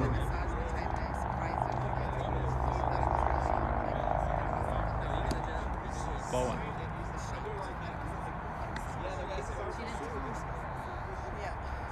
I think the goal may be to try to 15 these guys, and I don't know if it's after 5 or 7.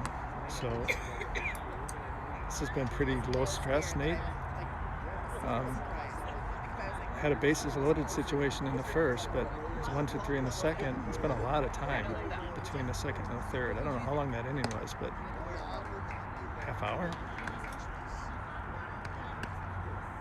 Maybe longer.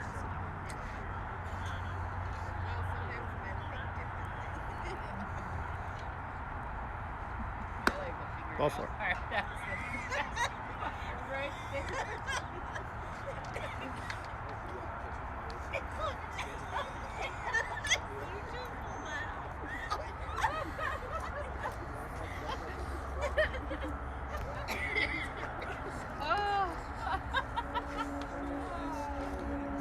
Oh my gosh, my stomach hurts. So here's the guy who came in relief, number 69. Oh man. What other? I actually thought he was going to give us a little bit, Number 69, Chris Loretta. a little bit more trouble than he turned out giving us.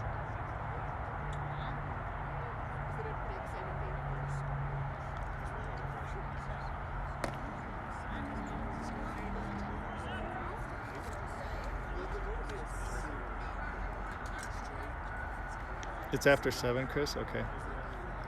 Yeah. It's a new rule this year. Certainly 35 plus. 15-run rule.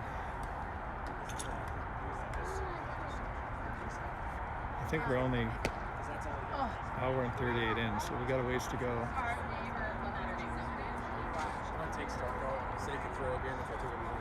Who are you gonna put in? Murphy.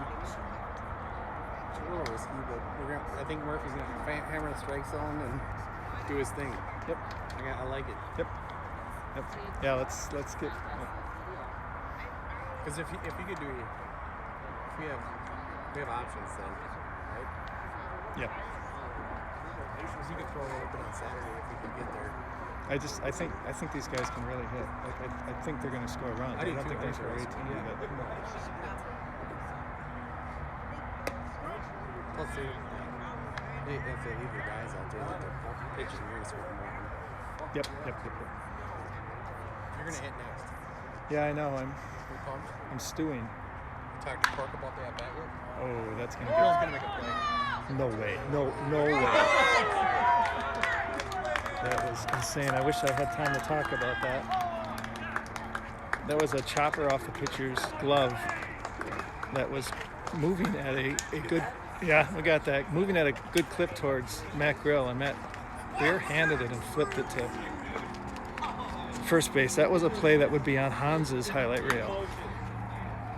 Okay, I gotta hand this off to somebody. I really didn't want it, but I know you did. Time to pump up. All right, so we're gonna go start. You want to add more guys at the bottom? We're gonna go to Murphy. Where's Casey? Do you want to add more guys in so I can get ready? Yeah, I will. All right. Somebody's got to take this because I got to go back. Okay. I'll be right back. Is it live? Who wants to talk? Are you adding Tom? Tom to the bottom, 20. And then Bushy. Bushy, you're going to be on deck. Gotcha. He's 99, so 20 and 99 to the bottom. Lippert, you're not catching now. You want to hit? Okay. 20, then 99, then 20. Lip, you're 22, right? Yeah. So 20, 99, and 22.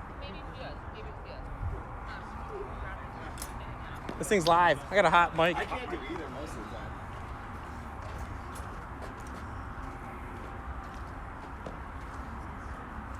Okay, so Randy, really got to go live for a while. It's hot. I think Cork's might be the guy on there. There's only one. I don't know. Did you understand that? No. I mean, I need to consult an attorney. We can consult Cork, assuming that's Cork that's listening right now. Teams cannot arbitrarily stop a game or quit if the score is lopsided and the team that is losing decides it does not want any more runs scored against them. So basically, you can't just stop. They can't forfeit. Let's go, Tom and G. So if they quit before the Come on, time 20. or 9 innings, the final score will be changed to reflect 10 additional runs times the number of unplayed innings. Wow. So if they quit before Here you go, Tommy G. 10 runs per inning, so that would be, if they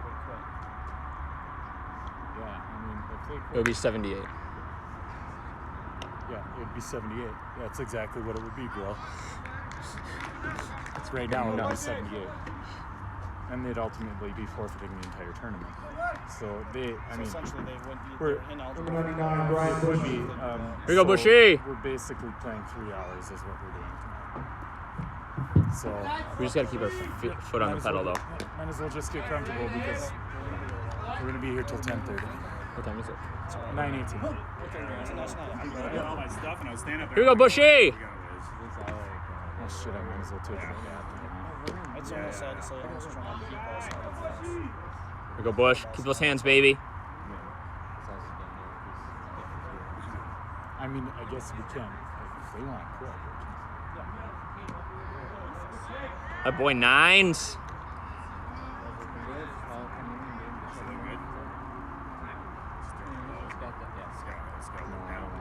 I'm too sore. My hips are. I gotta. Pat, you're old. That a boy. Stop. Good eye, nines. I gotta tell myself to be smart here.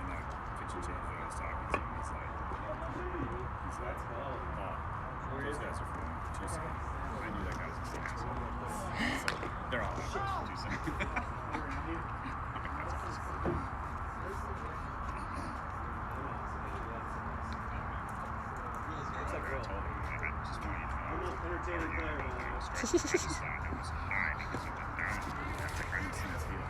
Yes, you won. Hey, all you. I haven't been doing any commentary. Okay. Yeah, I feel like I've done pretty good. No doubt. I think Baker Time's getting out defense. Collapsing the back leg every time I swing. Instead of hitting off a firm front side, I'm just collapsing that back leg, and I'm just not good.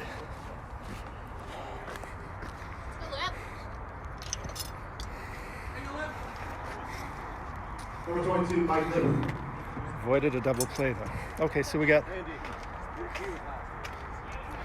one out.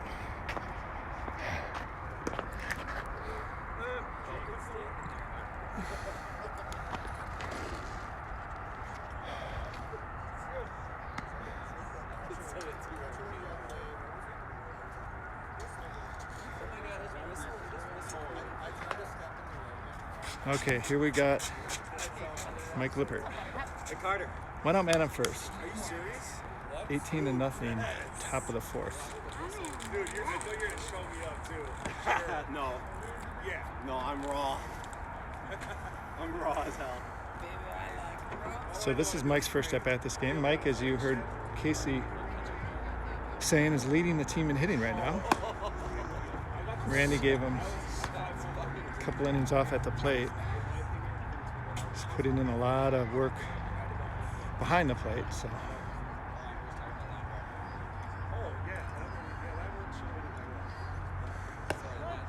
He's got Jimmy 2 fastballs. First one was right down the pipe. Second one was right down the pipe.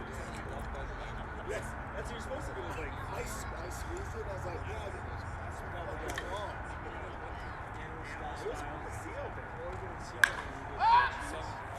There's a fly ball to right field. Circling, catching. 2 outs.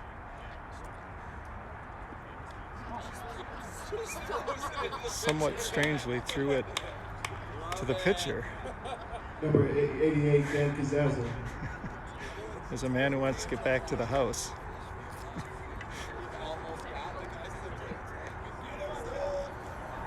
I mean, you know, you bypass the cutoff guy and that throw back in, you get home that much quicker, I think. There's a guy in second, so I think he probably intended on hitting the second baseman and just missed him by about 45 feet.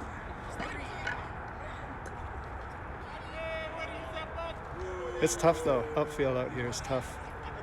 Flem can probably tell you that. Number 5, Casey Johnson. Okay, here's Casey. Let's see if Casey can get. Let's see if Casey can get one of his 2 doubles he wanted to get.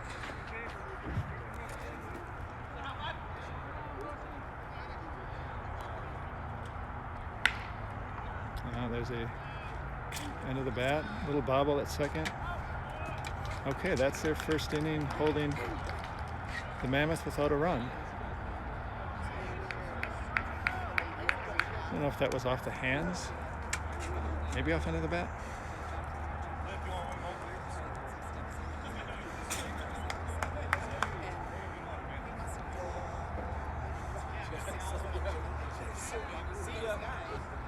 Yeah, the pitcher, I mean, he's not really tough. He looks tough against certain hitters.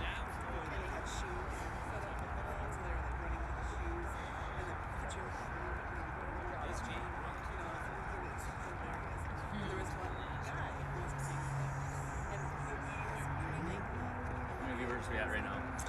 I don't know how to tell how many viewers. Quirk, how many viewers we got? Quirk may know. It's a lot of Summer Mammoth. Flem's on. Flem wants an inning of commentary. You want to do an inning of commentary? I'm good. You sure? Sorry, Flem. All right, you heard him, Flem. Man, a few words. It's a lot of Summer Lumberjacks, at least, or Summer Mammoth commenting. It's probably primarily Summer Mammoth. But that's what this is for. Okay, so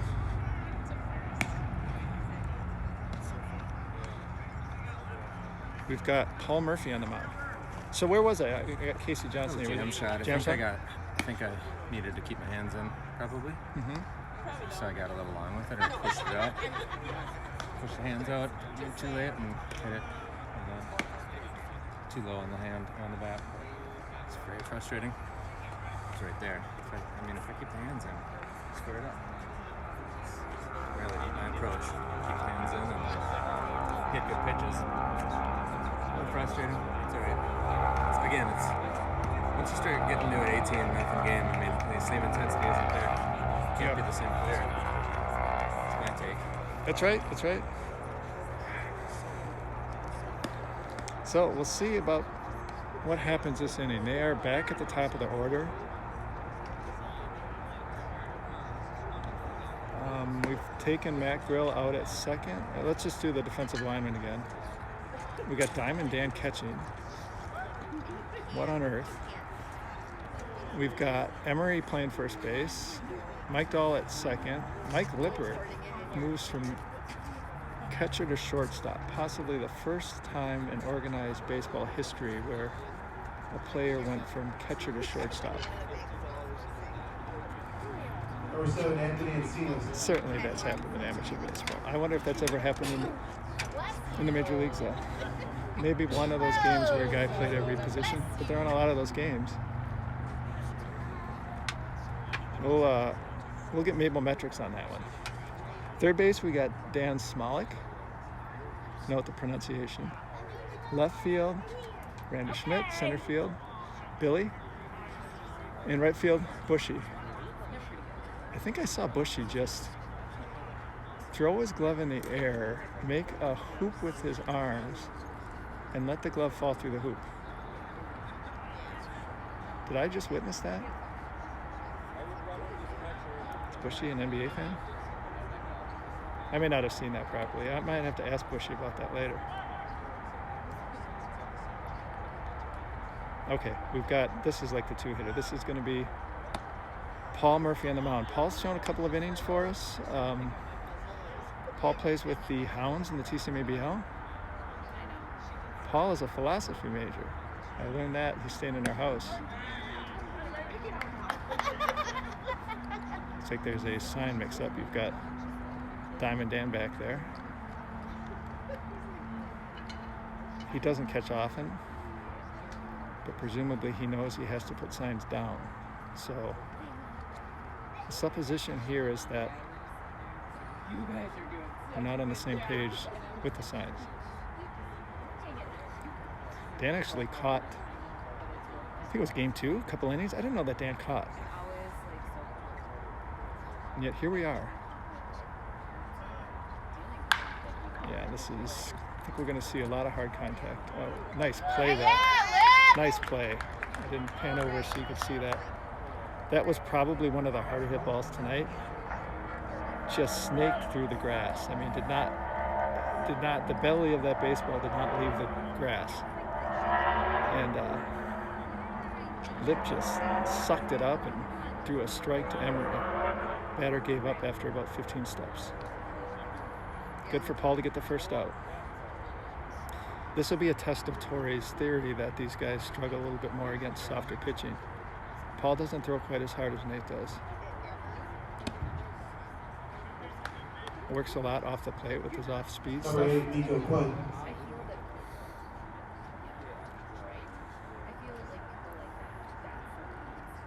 One out. Bottom of the 4th.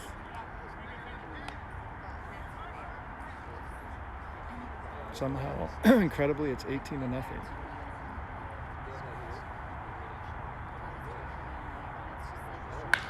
That is a tank to right center. That one left a vapor trail. Billy over to cut it off. I think that's what they're going to do. I mean, I don't worry about them scoring 18 runs, but I do think there's going to be some hard-hit baseballs. I think Paul's really going to have to move it around.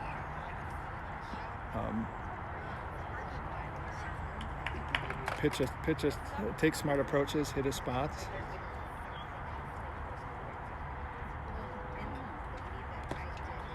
Good backhand by Dan. I don't think they teach it that way, but Diamond Dan with the quick hands just snatched it off the ground with the backhand.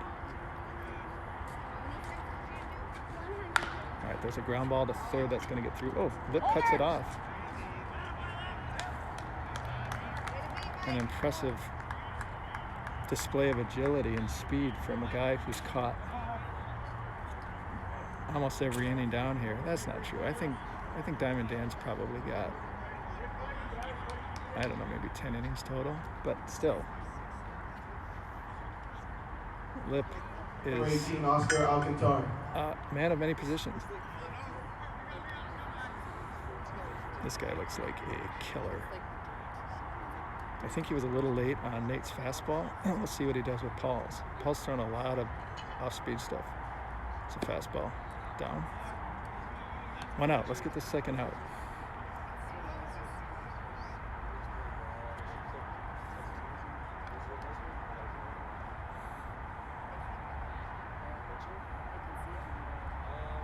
Yeah, there's a rope to left center. That's going to score. It's going to score one. Stand-up double. Signs of life, 18-1.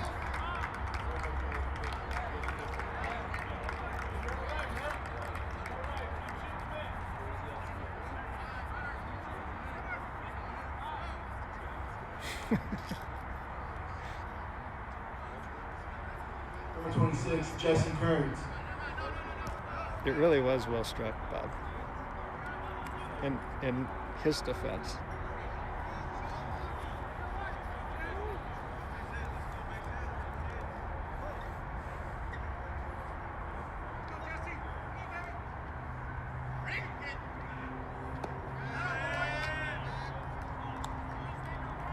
One and out. Dan's trying to get them to chase with that curveball, and they're just not chasing. At least not yet. I just missed that one. Come on, let me make that throw. Nice throw. Wow. Nice try, boys. Nice Lip try. looked really good on that one, too. So that ball got up in on his hands. Got a little jammed up with the hands. Rolled it Number over. 11, Brian Galvers. Took kind of an uncomfortable in-between hop, but Lip kind of caught it like a wide receiver would catch a pass. Caught it with his body, his midsection, but above the belt, and then threw it to first for the out. I almost got number 11 to chase. I think I remember number 11 putting a really nice looking swing mechanically on the ball, but missing it his last at bat for strike 3.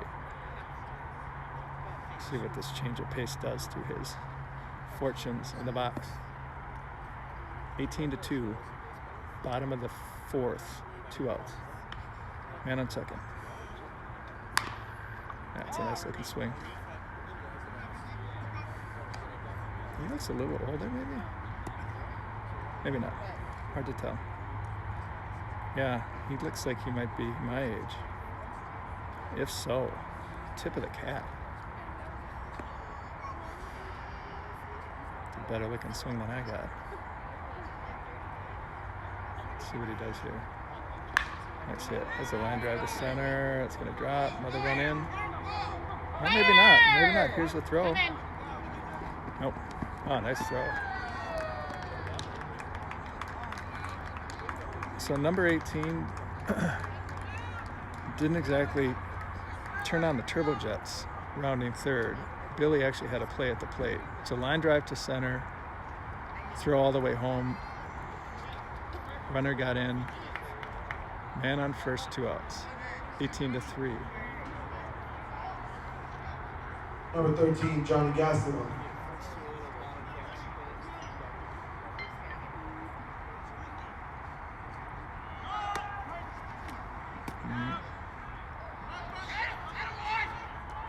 Okay, so that was Diamond.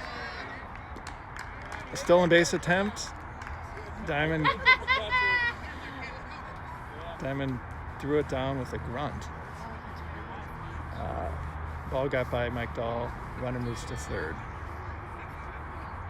Grays are giving Diamond Dan a hard time.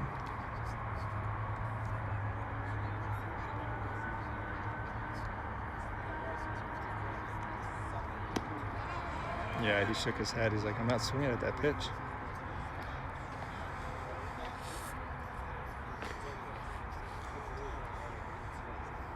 Let's try to get this guy out without this run scoring. That's the first time I think Paul's worked inside. Maybe not the first time, but he's really been trying to get these guys to chase that ball off the plate. That was something in. Okay, there's a fly ball to center field. Billy's calling it. Catch. Out. 3 outs. That's a good out. That's a good at bat. Let's walk over to the boys.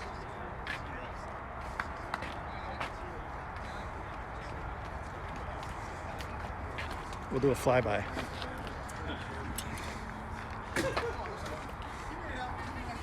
If we were down, it would be a highway to the danger zone. Guys might give me the stink eye, but This is pretty safe.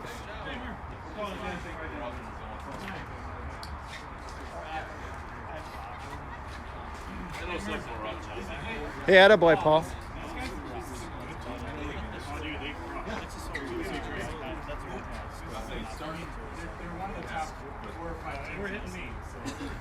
Hey, Paul.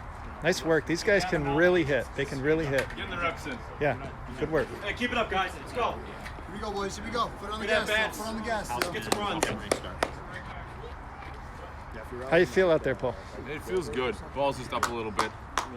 For ball, nothing on the outside's getting called. So Yep. they know if it's starting middle, they know it's going to end on the outer edge. And that's swinging. They just wait. Yep. So the one guy went down and got one. That was a good hit. The other hard hit balls were all above the knees. Good. So got to work down, get the reps through. Does that sound interview enough? That was very good. That sounded very polished. Yeah. I mean, it's like I've never done that before. So it's all for the team. Yeah, it's a team Just game. doing what I can. One day at a time. We put in the work as a team. We're here as a team. Yeah, it's for the greater good out there. Lip, that was impressive. I speculated you don't see catchers going out to shortstop very often. Of course, you don't see center fielders going to catchers very often either. So. It's called the Mammoth Scramble. Right. But I drive through a bad one. Hey, Randy. Put Ralston in for me. Put Ralston in for me. he doesn't want to hit. Why doesn't he want to hit? He's feeling tight. Okay. You're in there, Tom. Don't get out. All right. All right. Behind the 50-mile-an-hour change. Don't talk yourself out of this.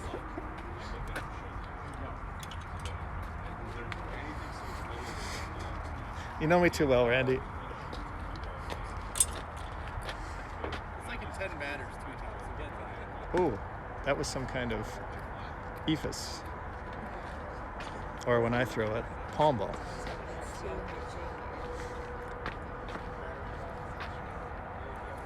Okay, so we had a nice little walkthrough. That was a fastball, so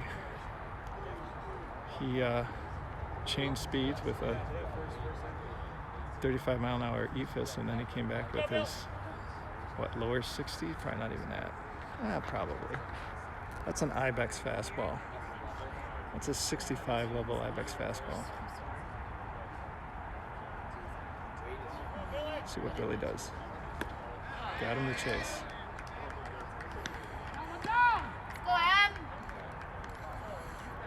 That was an interesting sequence. Basically an ephus, a fastball, and then Number 10, Emery Hall. a slurve. His fastball's decent. I mean, it's not plus, but it's not minus either. I'd call it average. I mean, Emery, let's see what Emery does. Yep. Really slows the arm down. That's like a slow arm changeup. That's not the protonation. That's not a circle change. That's just slowing the arm down. So he came back with a fastball to Billy after that slow pitch. No, that looked. It's like a splitter. I can't be throwing a splitter. Maybe a knuckleball? What you think, Carter? What's your early evaluation? Oh boy. It's a sky high pop up. Shortstop calling, shortstop up. I was kind of surprised that he went. That one I think just got a little up and in on Emery. I think if that's a little bit more center instead of center in, I think we might have seen a stadium home run, because that was belt high. Maybe a little higher than belt high. Here's Nate Stark. Nate, I think Nate would agree he's not necessarily a home run hitter. His launch angle yields a lot more gap shots. He's really a guy who fills the gaps with exit velocities in the mid-90s. He was at Mike Sante's hitting facility, and I actually watched him one day hitting, and he put on a clinic.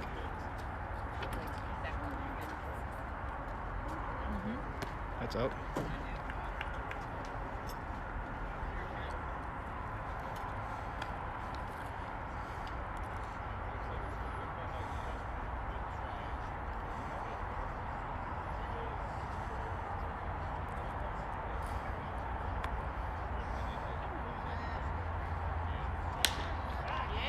for that one. I talked earlier about his ability to hit everything. That's what he does. I mean, when you're throwing BP to him, you know, that's one where you say, out of your hand, you're like, whoops, or you say sorry, and he'll hit a line drive somewhere. I mean, that pitch was Number 8, Nate Jackson. well off the plate, well down, and he just flipped it to center field. Let's go, Nate. Here's Nate. Is he naked in one here?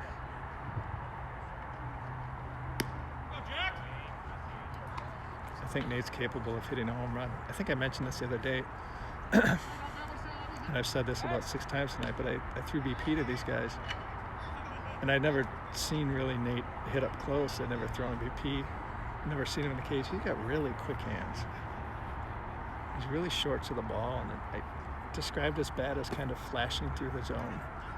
That was the impression I got when he was hitting. Hits it hard. Reminds me a little bit of Casey in that respect. I mean, in terms of how short he is to the ball and how hard he hits it. But I think mechanically they're very different. Or at least different. There it is. Nice hit. Get down, get down. I don't think he catches that. Ooh. He blocked that. Threw his body in front of it. It was a good defensive play. If that gets by him, I mean, he's not playing deep out there.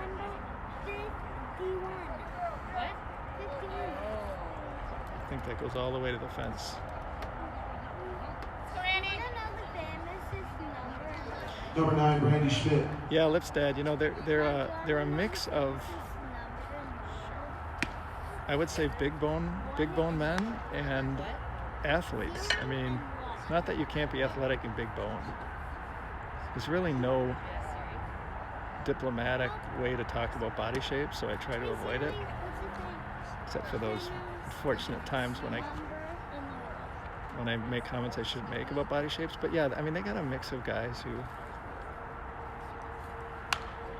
not in fighting trim, let's put it that way, but they also got some guys who look like real athletes. I mean, they're top 6-7 hitters, I think. I mentioned this early. They're big and they're athletic, right? They've got size, but they've got that athletic build. I think we've gotten pretty deep into their pitching now, so.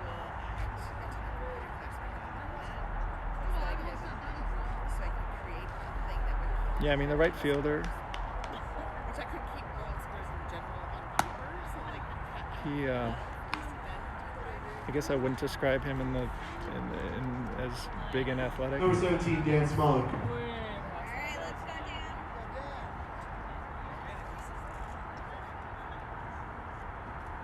Catcher's built like a catcher. Dan Smolik. Dan's hit the ball hard a couple times. The bat is coming alive. A little late on that one. He was late on his last at bat too. He's got to get that front foot down a little bit sooner.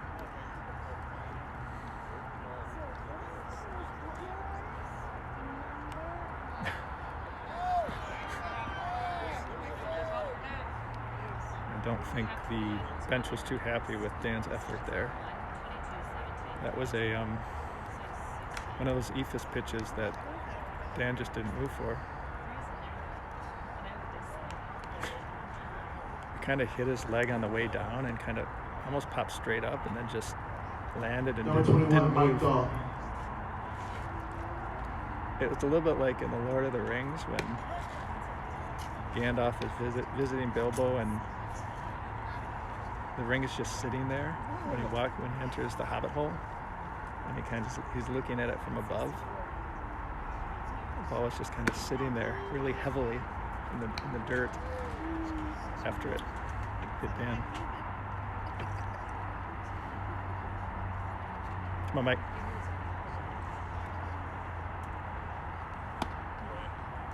I mean, this guy does change speeds. I will give him that.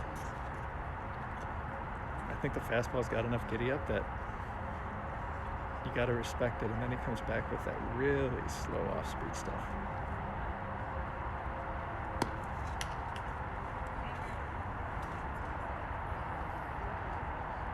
19-3, bottom of 5. I think I found out that it's 15 after, I'm not even gonna say. It's not 5 though, so we still got a ways to go. 2 hours and 10 minutes, something like that. Ooh.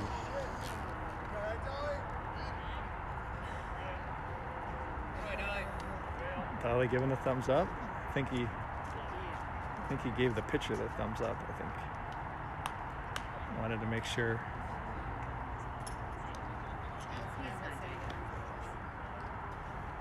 Dolly's a very mild-mannered guy. You don't see him as holding a grudge, you can see. Pitcher came over, gave him a fist bump. Dolly's laughing about it. Pitcher's laughing about it. Tragedy averted. Number 7, Matt Grill. Go, girl! It's Matt Grill. Matt had a classic Matt Grill single, at least one this game. It's the last at bat. I think he had one earlier in the game as well. I mean, it's just about everybody's hit the ball tonight. Just about everybody.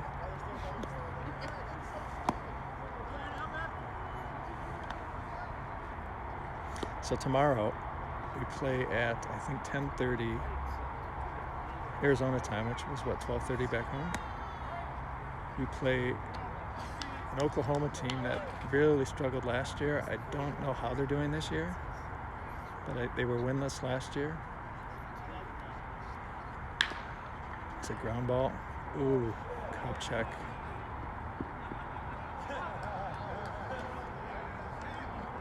There is some uncomfortable laughter from the Tucson dugout, but they see he's okay, so now he's going to hear about that the rest of the night and probably the rest of his trip and possibly the rest of his baseball career, because that was a solid nut job.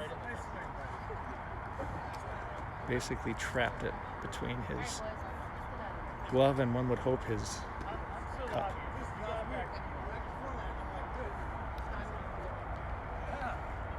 That's right, Am. You're batting leadoff.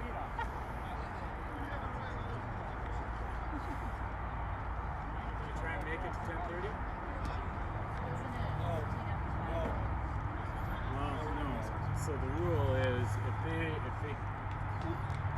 quit, they have to give up 10 runs per inning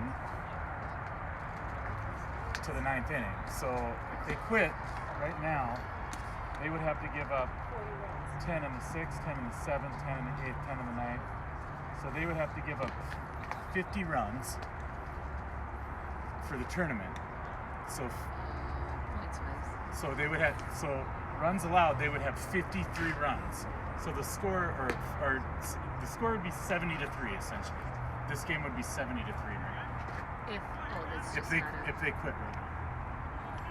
So you're playing that. We're playing with a 3-hour time limit essentially. So Pat, we're playing until 10:35. Pat, what is the 15 runs though? Is it 15 after 7? There is no 15 Oh, run there isn't. rule. Okay. Yeah. So if what? We had one today. I think it's new this year. I've been told that. If it's new, it's not written in the rule book. Matt, what's the 15 run rule? After 7. It's after 7. Thank you, baby Jesus. In the 7th? No, we were Who wants to go bribe the scorekeeper and just put it in the 7th inning right now? We were only Oh God, I'm in the going to the 5th. I think, I'm not sure we're going to hold them to 15. We'll see. It's the bottom of 5. We got 3 more innings. So we heard Paul in between talking about the umpire not giving him the pitch on the outer half and these batters being disciplined enough not to chase it. Paul is just going back to that outside pitch. He's not getting chases and he's not getting the strike call. So now I think the count might be 3-0. I think we got through the. Must be, yeah, that's about 4. I think we got through the teeth of the lineup.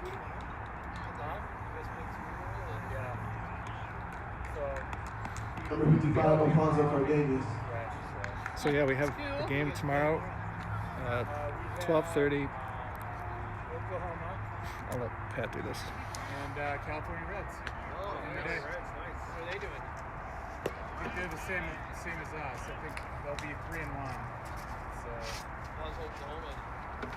Oklahoma's, I think they're struggling a little. That was, I'm thinking it'll be, we might put 25 up this year. I might pitch again. Yeah, Pat, I don't know if you could hear that, but Oklahoma struggled last year. I don't think they're doing that well this year.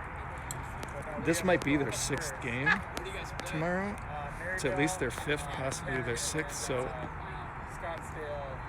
I think we're going to see some very hittable pitching. And then the last game is, I think it's 3 o'clock our time. They added a little cushion because we got to travel to another field. So I guess that's 5 o'clock Central. Play the California Reds, who won it last year. So we've got the runners up tonight, and then tomorrow we have the defending champs. Foul ball. There we got to swing on an outer half pitch. Ken and I thought this was the toughest schedule we've ever had down here. Game 1 was a new team. Game 2 was San Antonio Bombers, who were playing down to this division for the first time. They're in our division, but they played all their games in the past in higher divisions. Stay with it. Oh, nice play. That's the super utility man, Mike Lippert, sliding over to the second base side. Gloved it, kind of scooted it forward. As he gloved it, followed the ball, picked it up, threw to Emery.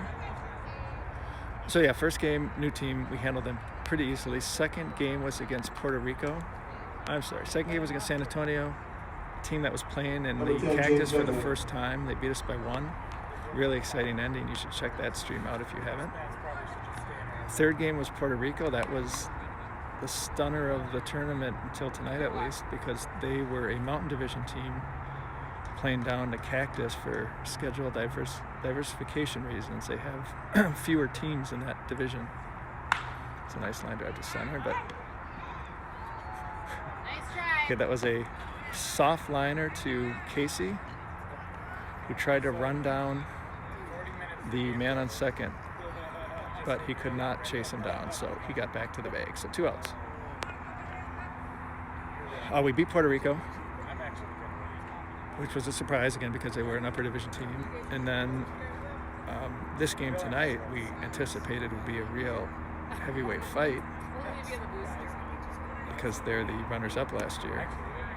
And then our last game again is against the defending champs. So we had a new team in game 1 and then this Oklahoma team that really struggled last year.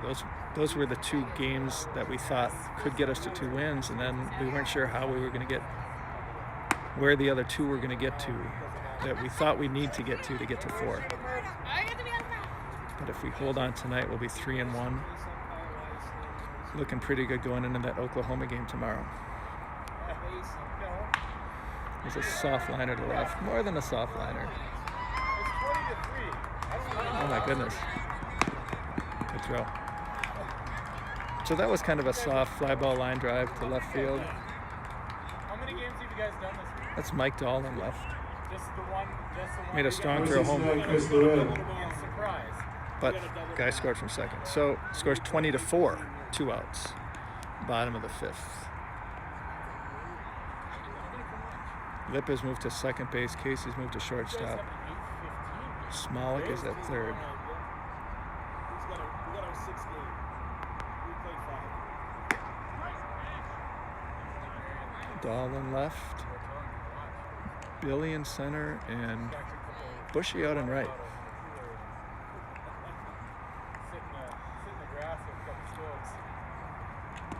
Ooh, that one went behind him. That's fine. I'm gonna dump somebody. I'm getting somebody.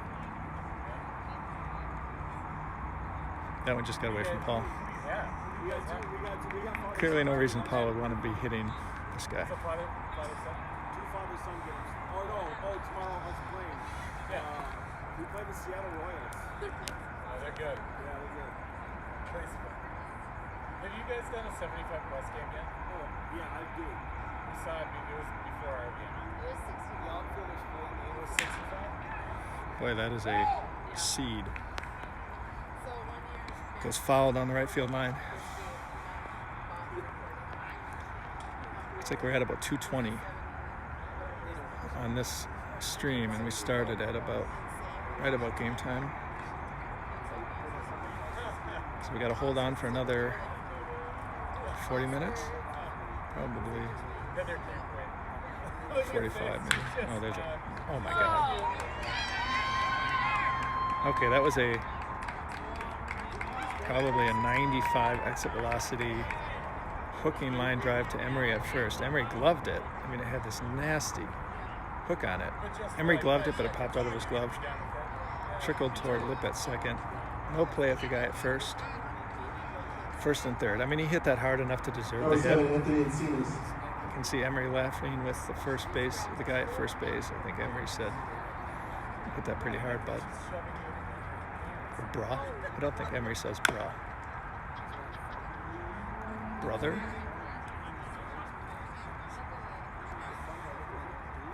Nice hit, bro.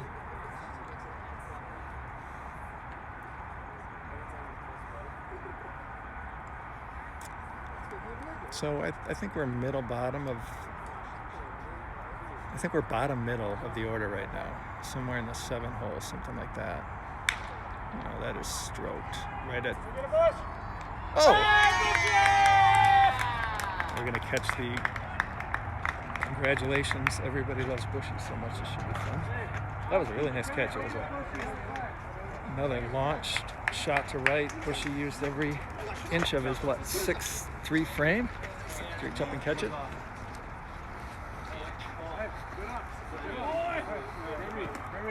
Attaboy, Bushy. Nice catch, buddy.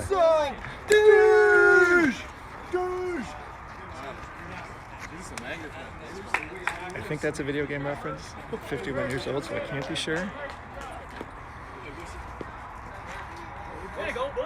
Oh my goodness, I'm up. We're 2:22 in this game, so we started. I think we got about a half hour, 40 minutes. All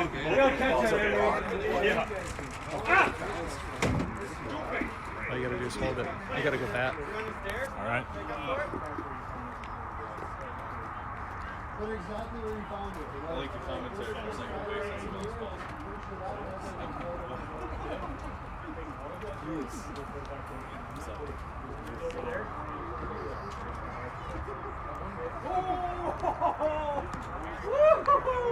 Casey, can I zoom in on this? Or no? Yeah, just fingers and thing.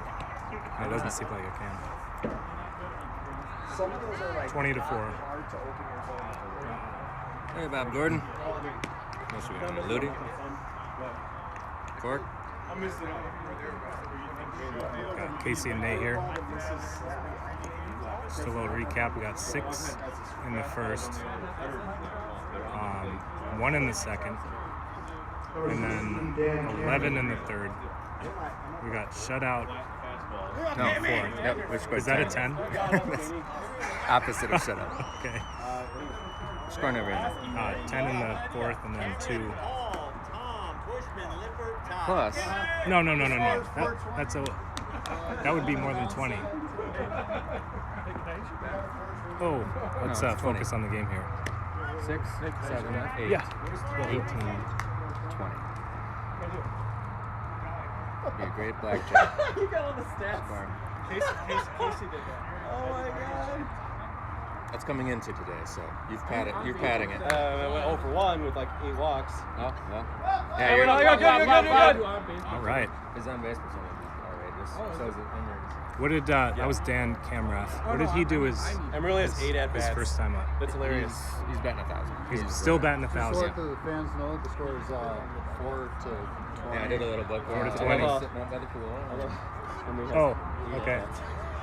His score is 420. Ken, is that a hit? It's a hit.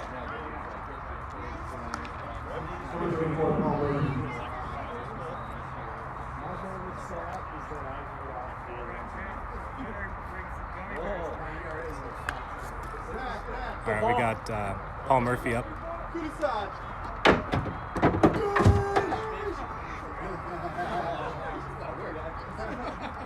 don't know why I saw it, but I like it. But maybe I'll send it to him to get him to. Yeah. Well, maybe down base, so I don't get in the defense spot. Cork, we're sending you the stats so that when you're putting your kid to bed, laying on the couch, you can have another hand on the Excel sheet, punch these numbers in, because there's a lot of numbers.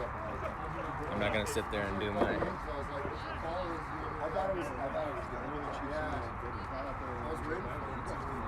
manual paperwork. Oh, get over it. Come on, baby. Oh, he wanted it. He needed it. Sorry, guys. You see this? Second baseman made a leaping catch. Can you see the? I'm rookie over here. So we don't want to be working on this sheet. We want the Excel sheet, Cork. Let's go, Tommy! A little higher tech. All right, we got Tommy G up. First pitch. Oh, good scoop over there. Double play. Outs per plate appearance for Tig. His outs have that ratio. So bad. No convertible this time, Bob.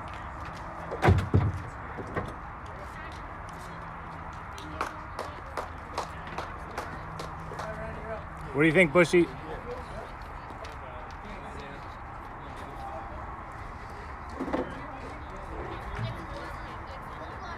I'll take a breather. Who wants to go to second? I do, but I gotta do something else.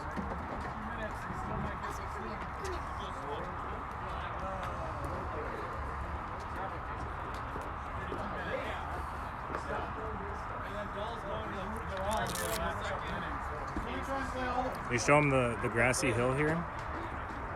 Looks like a nice place to Watch a game, for sure. watch a game in the outfield.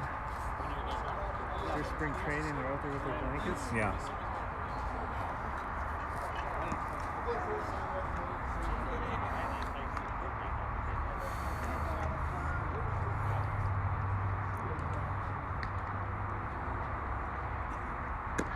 Damn it. First pitch, Tom. It's 4 at bats, 6 outs. How many pitches have you seen? Not many. It's just not very good. I mean, that was right there, and it just missed it.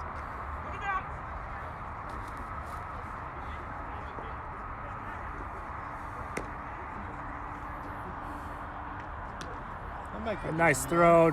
Sees.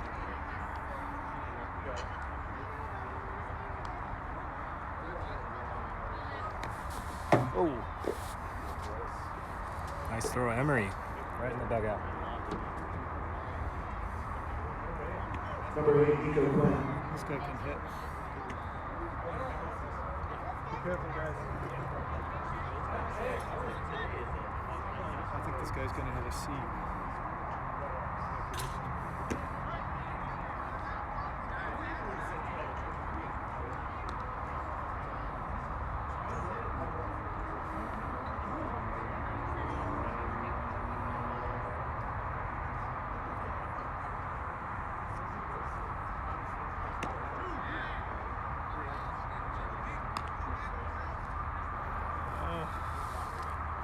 Paul's pumping the zone. First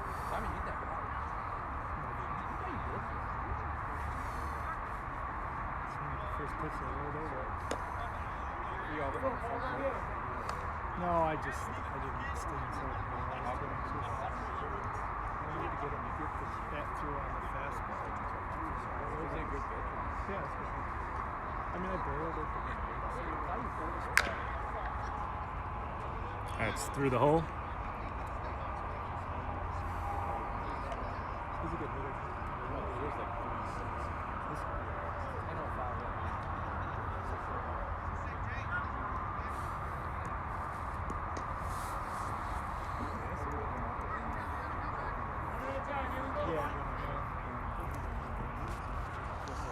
Number 24, Justin Alencio.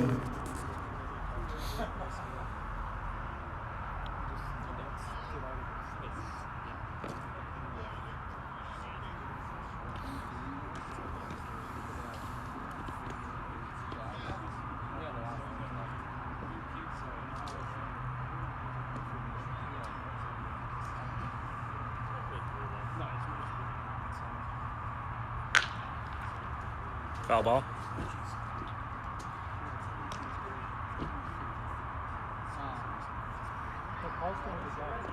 Good job, Paul.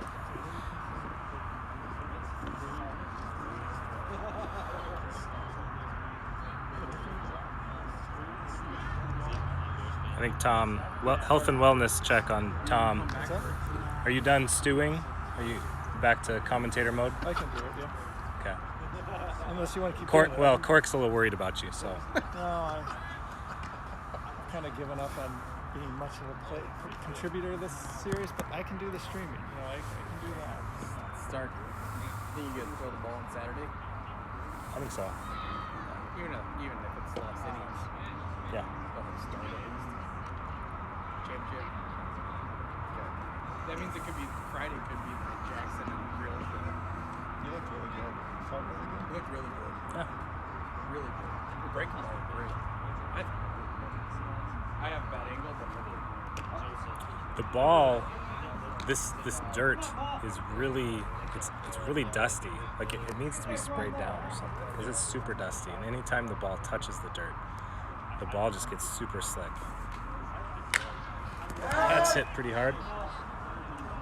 Dahl out there, I think. that ball. No, that's Grill out there, isn't it? Oh yeah, Grill. Grill's out there and I left. thought left. I forgot. Dude, that was weird to look into the left field and see Grill out there. Surprised the hell That's out a waste of resources, by the way. Number 18, Oscar Qatar. So what will be lost to this game? You were on tonight. Like you had it.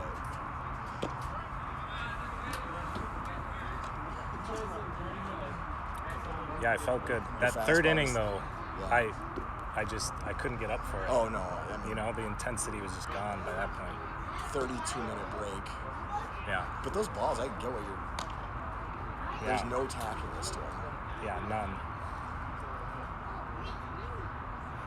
And I didn't break a sweat. So normally, like, I can wipe the ball or my hands on my arm and get some. That's over Casey's head, playing short. Girl throws the back. Almost get him at second.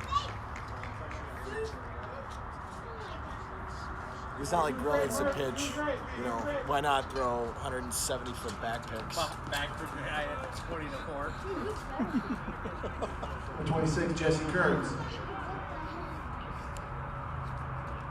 Freaking when Dahl came up throwing in that one. Yeah. I'm just. Also hit hard. Oh! Casey makes a diving play on the ball, but can't quite reach it. We got bases loaded, one out.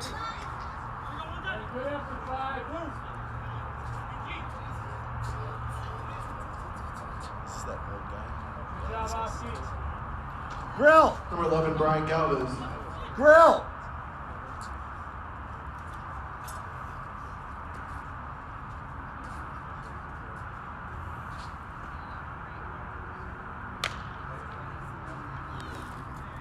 Ground ball. Oh!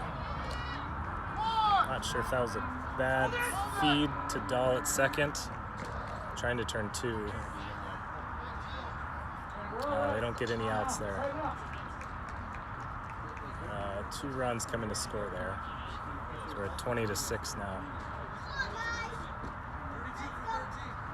It's so hard to tell who that was on.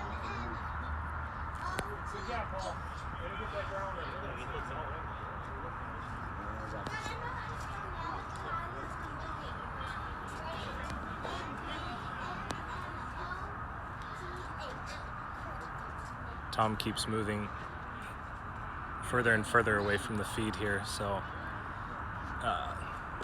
the snarky comments, I don't know if you can hear them from where we are right now.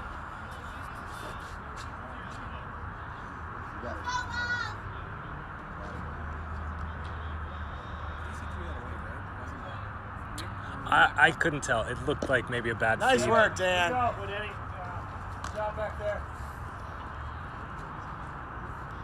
Am I going to be good for the playoffs? I think so. I don't think I threw too many pitches, especially high intensity pitches. Good pitch.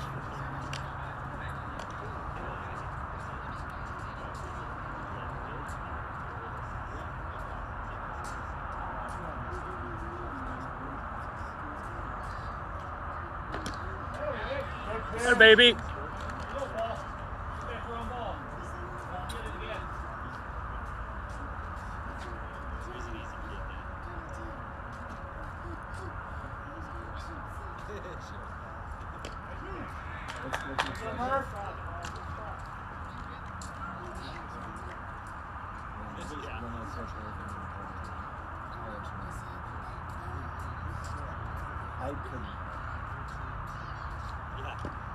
Yeah, Dan. Hey, good pitch. Great job. Great job. Let's go, Murph. All right, we got 2 down. Whereas on first and second. I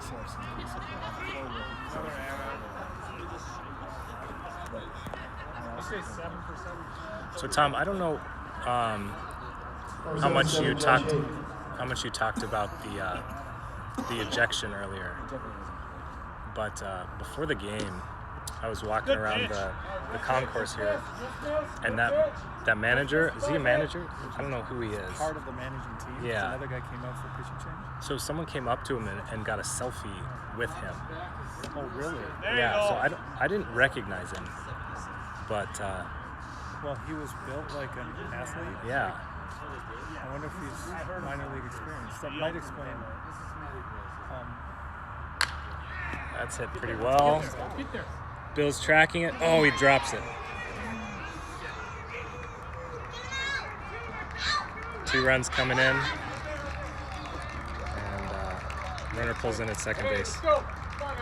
Oh, man, I thought he had that. I think it was in his glove. Yeah. It's tough at night, though. I think it hit like his wrist or the... Number 55, Alfonso Cardenas. So it might explain why that manager... What are we on time? I think it's about a half hour. Score is 20-8 right now. Maybe that's why. That manager just acted like he felt like he was... Chopper. Here, Jax. Here comes Jax. Makes an easy throw to first. Gets the 3rd out of the inning. So it's 20-8 as we head into the 7th. So top of the 7th coming up. And I'll hand it over to Tom G here. You're up.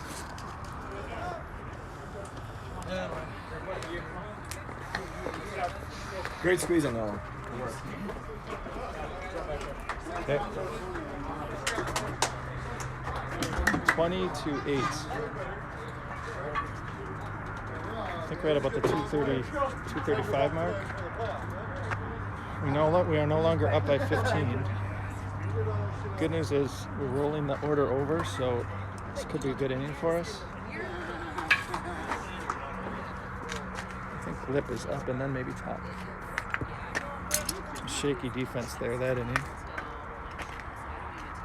I mean, that you couldn't see the play out in center field, but Bill had a long way to go for it. And if you played outfield, I think a little bit more than 15. I actually don't know. You guys would know better. I think we started on time. The video time says 2 hours, 39 minutes. And I think I started this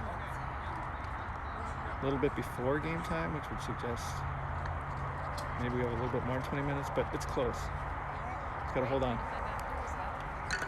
So some shaky defense, I guess. Bill had a long way to go on that one. You know, we're not really used to playing under the lights. Outfield's huge out here, so it wasn't a routine catch. He had to run a long way for it, was reaching for it. I think it probably hit the heel of the glove, or maybe even a little bit above the glove. That's what it looked like. Maybe got him on the wrist. Bushy hit a shot at the first baseman. I'm sorry, shot at the pitcher. Hey, good wood, Bushy. I think the team roots for Bushy harder than anybody. Probably the same in 25 Number minutes. 22, Mike Lippert. Come on, Lip. So if you weren't with us earlier coming into the game, Lip's leading the team average. I think he was 5 for 7, maybe a couple walks. I'm not sure after this game there's been a lot of offense.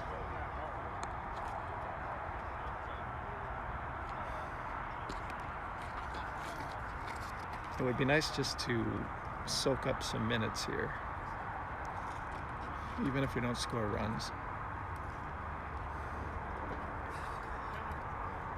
I mean, if we win this game, we're in pretty good shape for the playoffs. But runs against, I believe, come in playing for seeding purposes. So anyway, there's his Ephus changeup. Runs against count for seeding purposes, so it's easy to get a little relaxed and lax when you're up by this amount, but you regret it come playoff time sometimes.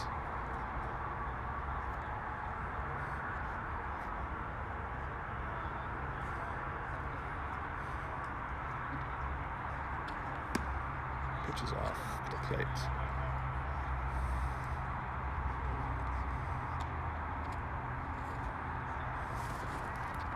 Dan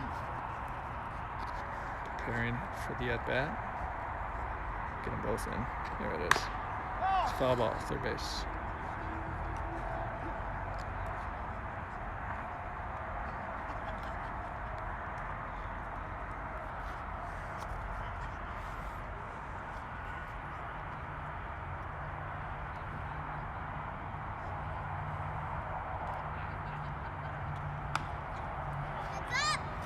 That was kind of his in-between fastball. I mean, it wasn't the fastball, but it was faster than the Ephus.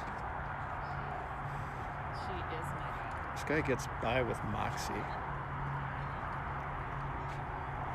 I mean, his fastball's good enough, but unlike most pitchers,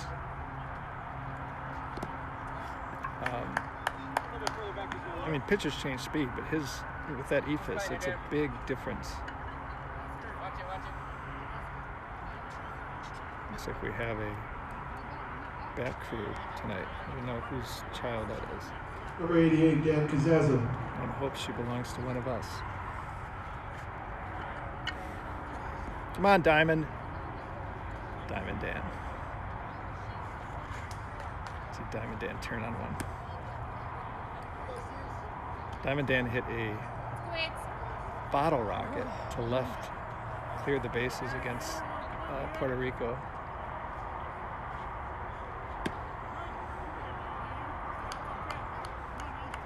Dan was out on his front foot. Could have made a ham sandwich before that ball got to the plate. It feels like it's been an hour since it went. Yeah, well, we've kind of stolen base.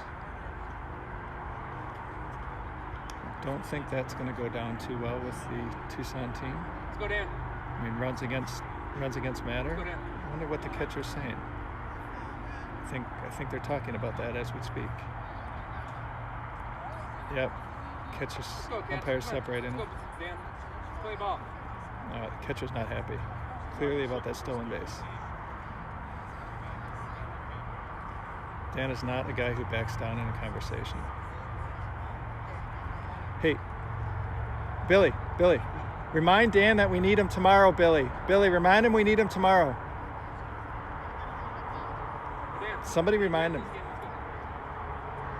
Get tossed, we lose him tomorrow.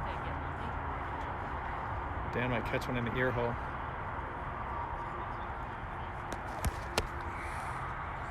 We need you tomorrow, Dano.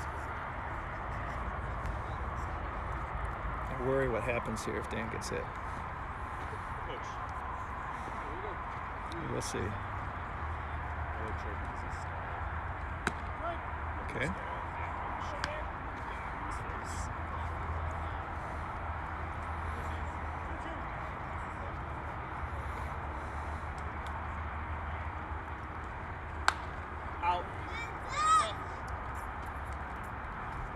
Pitcher's showing some restraint. I thought we might see Dan catch one in the ear hole, but not yet.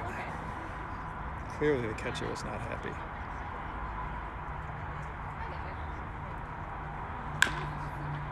Bat up. Ooh, nice play. Watch this closely as Dan comes back. Pitcher's saying something to Dan, pointing at Dan. Dan's got his head down, now he's laughing. Let's hope it ends here. He's just laughing. See if we can get some of the chatter here. What happened? Number 5, Casey Johnson. Kind of want to see Casey hit though.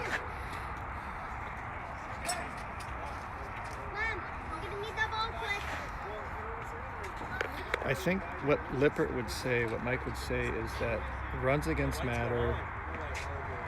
This is a team that's got the same record that we do. If we end in some kind of three-way tie,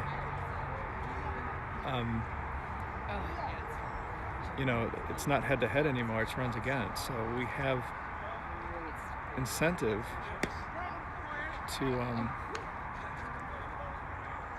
I mean, basically run up the score on these guys.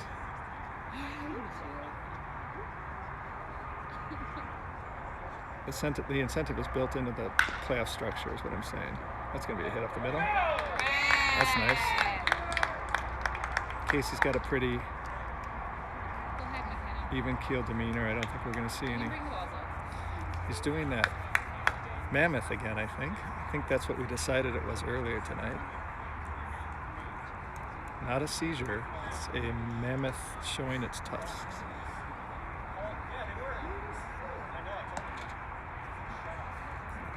Number 6, Bill Hausman. Come on, Billy. Come on, Billy.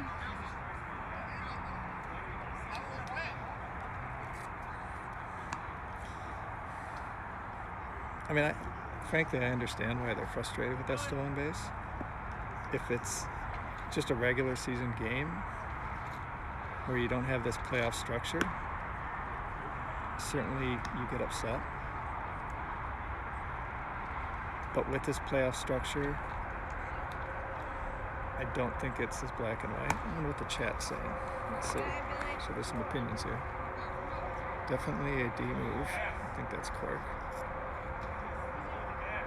Please investigate tag. I will talk to Dan before the night's over, promise. I'll try to get him in between next inning. Watch these guys. Find out what was said. Does Casey steal? I don't think he's going to steal. I kind of hope he doesn't. I mean, oh, that's a high Baltimore chop. Ooh, ooh. Oh, nice play. Baltimore chop that did not chop high enough. Their baseman made a jump catch and a jump throw to second. Threw Casey out.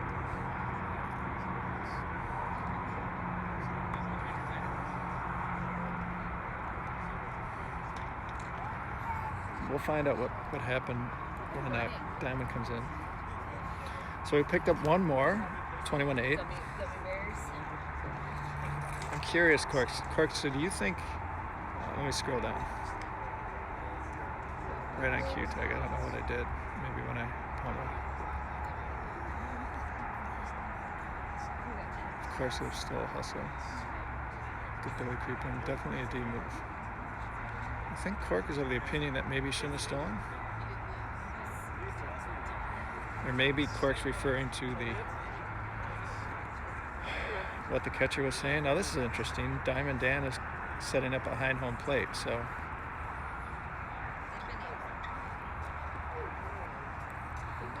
we'll see if there's any words exchanged.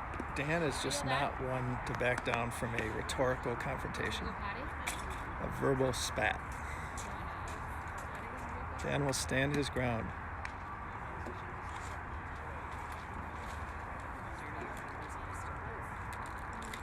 Are you cold? I don't know. Regular season, you don't do that, right? You don't steal. Here, runs against matter. We're both at 2-1. Three-way tie is conceivable. I mean, I don't think we're going to be in a tie three-way with these guys. Although we could. I mean, we could. A couple runs might make the difference, but still, I don't know.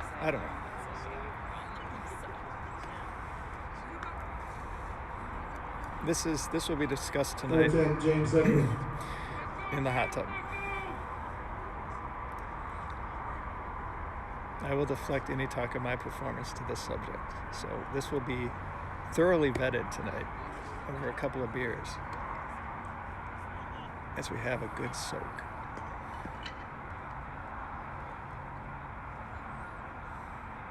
All right, let's try to expedite. Let's try to matriculate through this inning as, what was that guy? That football guy, Hank Strom would say. Talk about matriculating down the field. Yep. Which didn't make any sense, but it sounded pretty good. Paul's doing a really nice job. I mean, they've scored 8 runs, but these guys can really hit. And nice bender. That one almost came all the way back. And last inning, I think 4 runs. I think the 4 runs were all unearned. I mean, there were a couple of rough plays by the Mammoth. Coming in again. I don't think they'd take kindly to getting beaned.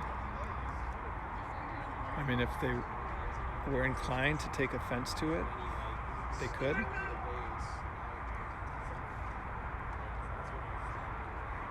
So I don't think we've reached the bottom yet. 26, Chris Monaco.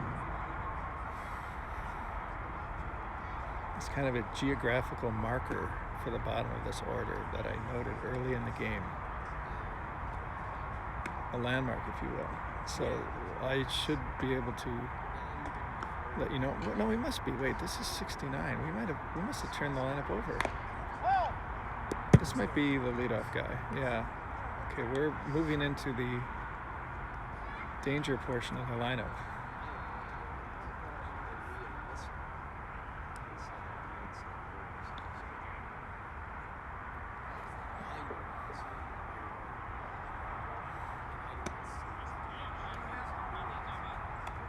That's a little down. Paul's trying to work that curveball over the inner half more than he was early. He's really trying to get him to chase early. They weren't. I got the hands, and that's going to drop. Okay, that's a break. It's all right.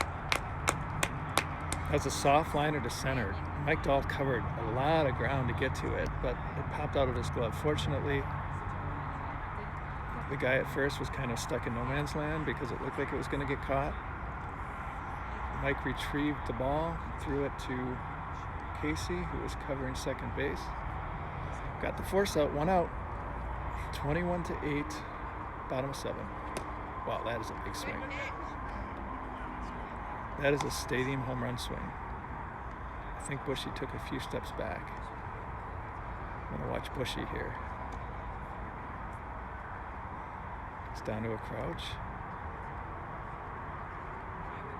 Not really a crouch. Legs spread apart.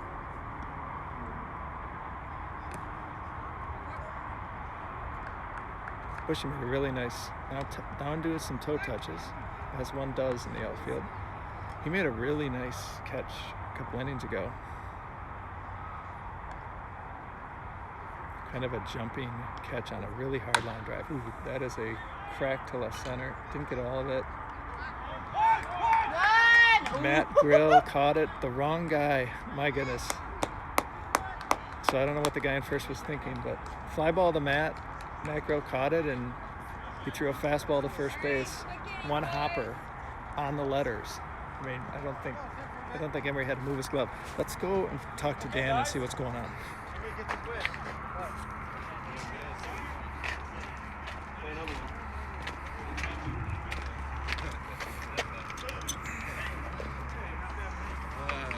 How many viewers you got? Nice recovery. Thank you. Bad about that. So the stream is dying to know what happened. Give it to us. You want a rundown of what happened? Yeah, just the Cliff's notes. So, not Warren he Peter's. looks at me and goes, The abridged version. "Really, bro? It's 20-8 and you're running." I'm like, "You ran at 19-3." And he gets chirped again. I said, "Shut up." And then I said, "Shut up" again, because he kept chirping and he kept complaining about the same thing. And I'm like, "Know the game." And then that was it. And then he kept. How do you know? yelling. How do you know they ran 19-3? What do you mean, like last year? I was behind the plate. No, when it was 19-3, the guy stole second. Oh, I see. I'm like, "You fucking idiot." Okay, I got you. That's what I said when I threw it. I was like, "You fucking idiot." Oh, Family Channel. Oh, yeah. Okay, so there you had it. You're gonna bleep that, right? Yeah. I've refrained from using profanities this whole time. I mean, there goes our PG-13 rating. Let's go in. I think I think you can use the S word or the F word once and still get a PG-13. One of those words, I think, I heard this once, you can use once, at least in this day and age, you can use once and still get a PG-13 and not an R rating. I think we just had an F-bomb.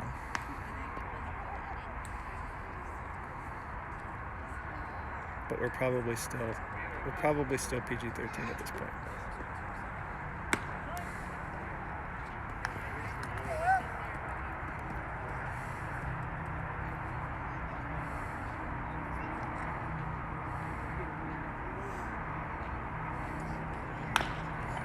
Okay, there's a ground ball from Emery to short. Short makes a running throw to first. He's safe. Good hustle! Okay, we're at 2:56, so this has got to be... Okay, we started the inning. I think we're going to have to end it. This will be the last inning, though, I'm quite sure, unless we have, like, 2 immaculate 4:14, innings. Nate start. I mean, this wouldn't even be immaculate, but... I think this will be it. There's the Ephus. He does not throw that pitch twice in an at-bat, I haven't seen. Slips it in there once.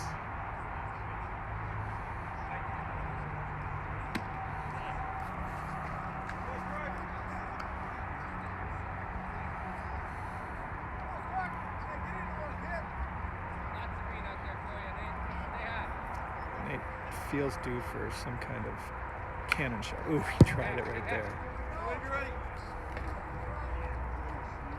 That was one that pitcher got away from because Nate let that get deep. He was not fooled by the speed. He kept the swing short. So on time with it, he just fouled it off. That was very close to some kind of barrel somewhere. There's the Ephus again. I'm surprised he threw it again. Now it comes hard, right? I mean, it was Ephus hard, and then he threw like his mid-range, his mid-size fastball, then he threw the Ephus. Now I think he zips it in there. Something high and hard. There it is. Nate was waiting for it. Nice play. This is going to be 2. Yeah, nice play by the shortstop. Emery gave him a nice play.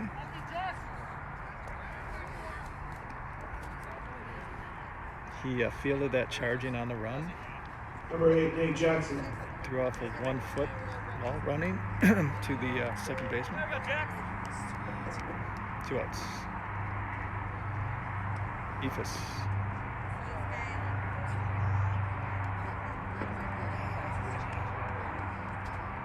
He throws that Ephus to, I don't want to say our best hitters, but it seems like we see less of that Ephus near the bottom of the order than we do top in the middle. The bottom, I think he relies more on just pumping the fastball in there, and it's worked. He's done a good job. I mean, I'm looking at the scoreboard. I think we scored 2 in the 5th, 1 in the 7th. I think he might have came in the 5th. But you know, we it's that mid-range fastball. It's ball 4. We really extended the lineup. We added a lot of guys to the bottom, so not quite as dynamic now as we were at the top. Number 9, Randy Schmidt. 18 runs in 3 innings. It's just absurd.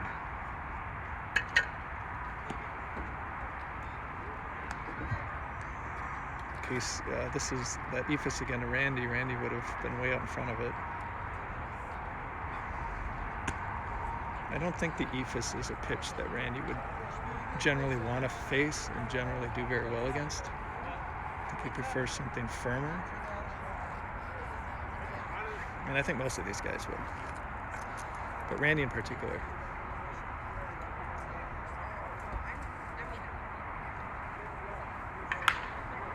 Okay, there's a soft liner to the pitcher. It's going to be step and throw, 3 outs. There we go.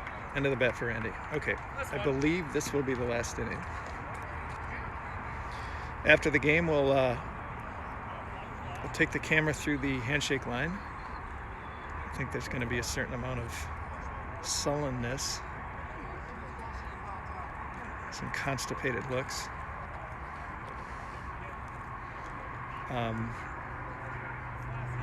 But probably nothing beyond that. But I'll probably try to keep the camera relatively obscured. I don't want to be scanning their faces as I walk by them. Even on this level, you don't want the camera in your face when you've lost. But then afterwards, we'll spend some time with the guys, and then we'll sign off. It's probably just Mammoth left at this point, but it's probably the Mammoth who would enjoy a little Mammoth time the most. So we'll stick around a little bit.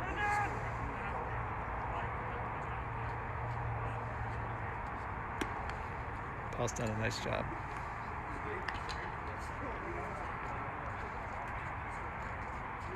I mentioned he's a philosophy major.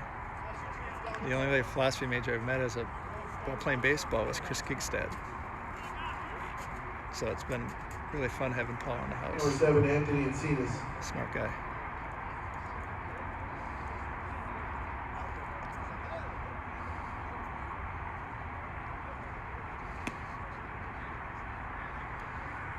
Paul has an unconventional delivery. That's probably something, if you played Paul, you'd notice that. I'm gonna have to ask him about that. I remember facing him in the TCMABL, and that delivery threw me off. I mean, it never takes much to throw me off. That was one of the laundry list of things that would throw me off, was his delivery. It's just an unconventional release. It's difficult to describe. You have to see it. It's probably hard to get a good look at it with this camera, but I think he said he played, I think I learned today he played at Augsburg, maybe not on the varsity, but do they have JV in college? I don't know how that works. I mentioned last night he's put up some big numbers in his TCMABL career. Playing with the Hounds now. He's got some concerns about his vision. I mean, it's not glaucoma. We're not talking something tragic. But I think when he gets back home, he wants to get his eyes checked. Because he talked about, I think, struggling a little bit with pitch recognition and tracking the ball down here. Number 8, Nico Quinn. It's a good pitch. That's Paul working the inner half again. Game plan's changed a little bit. I think he's reluctant to throw inside. I would too. These guys turn and burn. This guy's a good hitter.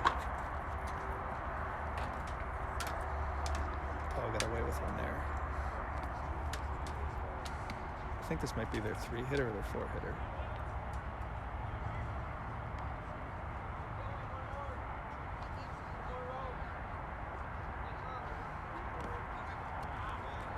Oh, I think that's the first pass ball we've had tonight for maybe either team. No, they probably have. I don't think we've had one, though. A testament to the glove work of Lippert and now Diamond Dan Casaza, who never disappoints. Man is full of surprises. I didn't know he caught. It's a big swing. I feel like if Paul tries to drop a curve over the inner half, this guy is going to sit down on that back leg and just launch a missile into the Arizona night sky. We'll see. It's a curve, but it was off the plate.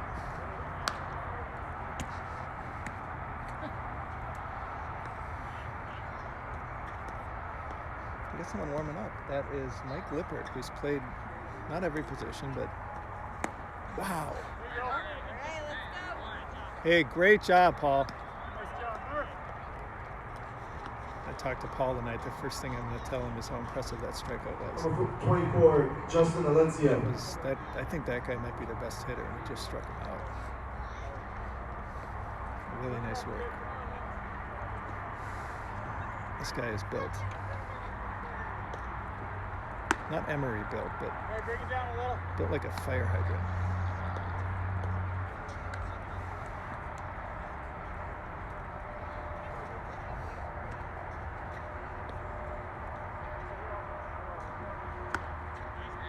It's a good pitch. It's a good pitch. It had good pace on it too. Up and away.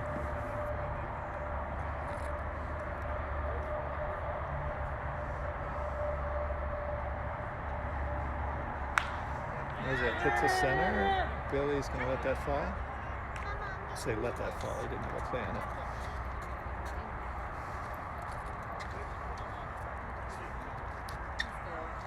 it. Diamond Dan has his own stream set up on home plate, and he typically announces a Diamond Dan Diamond of the Game. He was doing that in 25 plus. And we did it after the Puerto Rico game. Bushy was a co-diamond. We got 2 diamonds of the game. It was Bushy and I forget the other guy. So maybe we'll try to get Diamond of the Game. He's probably going to award that on his own stream.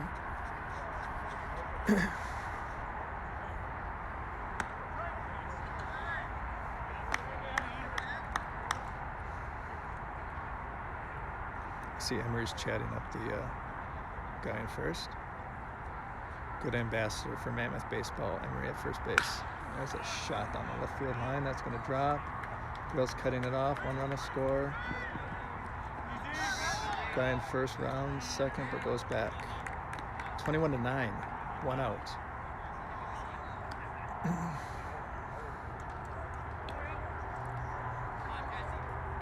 Number 26, Jesse Kurtz. So again, these runs against are a little wince-inducing. It's not a knife to the heart. It's more like I don't know.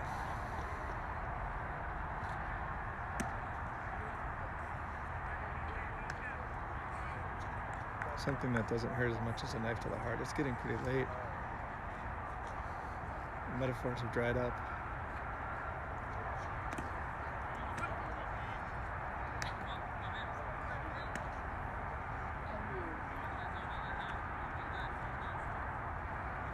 It's got to be 10:30. It's closing in on 10:30 our time. It's got to be. I didn't even think about how late it is back home.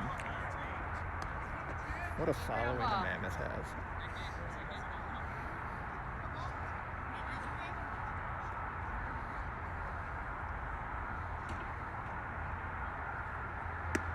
Good pitch. I'm going to ask him about his strategy, the way he kind of started working the inner half in the second part of his performance tonight. Okay, now we got the bases loaded. I don't know how much longer Randy's going to wait. You can see him pacing over there. I doubt he's too concerned about these guys coming all the way back. He's aware of the importance of runs against. So I see Lips standing at the outside the dugout. I think Randy's talking to him right now. Oh, that is a rope. It's going to get down. 1 run's going to score. They're going station to station. I think less that and more that it was just hit too hard. Now it's 21-10.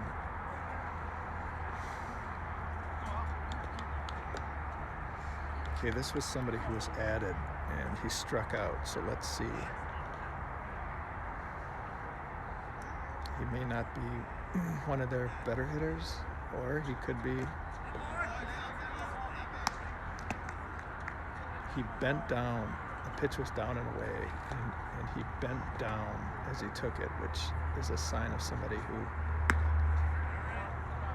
I don't know. I mean, when you're swinging at a pitch low and away, it's not like you bend with your knees. You don't go down in a crouch to hit it. So I question whether this guy is an advanced hitter. We'll see.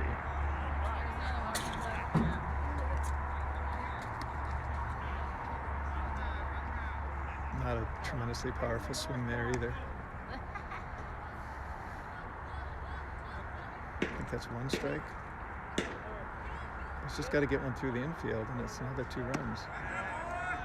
Paul can't lose this guy. He's got to go right at him. It's 2-1, maybe 3-1.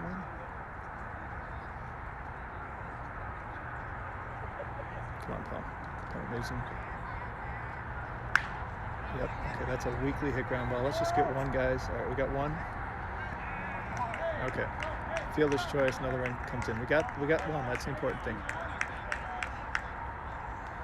Yeah, that was. I mean, he swung hard, but does not have the swing that some of these other guys have. Okay, one more. I don't remember number 38. I wish I had a book. Help me remember more about these guys. I think this is the guy who looked older, who could really swing it. I could be wrong.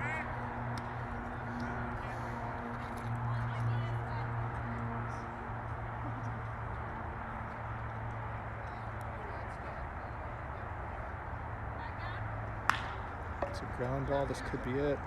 Short. Throw to second. I think that's it. There we go, Mammoth! Okay, I think we're done. Again, I'll keep this running for a little bit. Go through the handshake line here.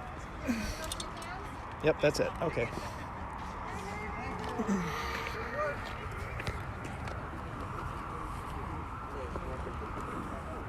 Sir. Hey, nice guys. Good luck, guys. Good luck. Good luck. Good luck. boys. Good luck. Good luck. Good luck. Good luck. fellas. Good luck. Good luck, guys. Good luck. Good luck. Good luck. Good luck. Good luck. Good luck. Good luck. Good luck. Good luck. Good luck. Good luck. Good luck. Good luck. Here you go. Mammoth.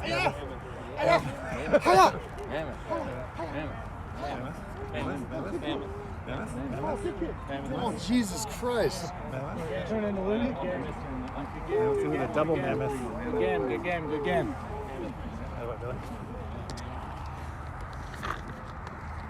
Those guys are good. That's a good handshake game. Those guys brought a good handshake game tonight, I think. I don't think they really meant it when they said good luck tomorrow, but...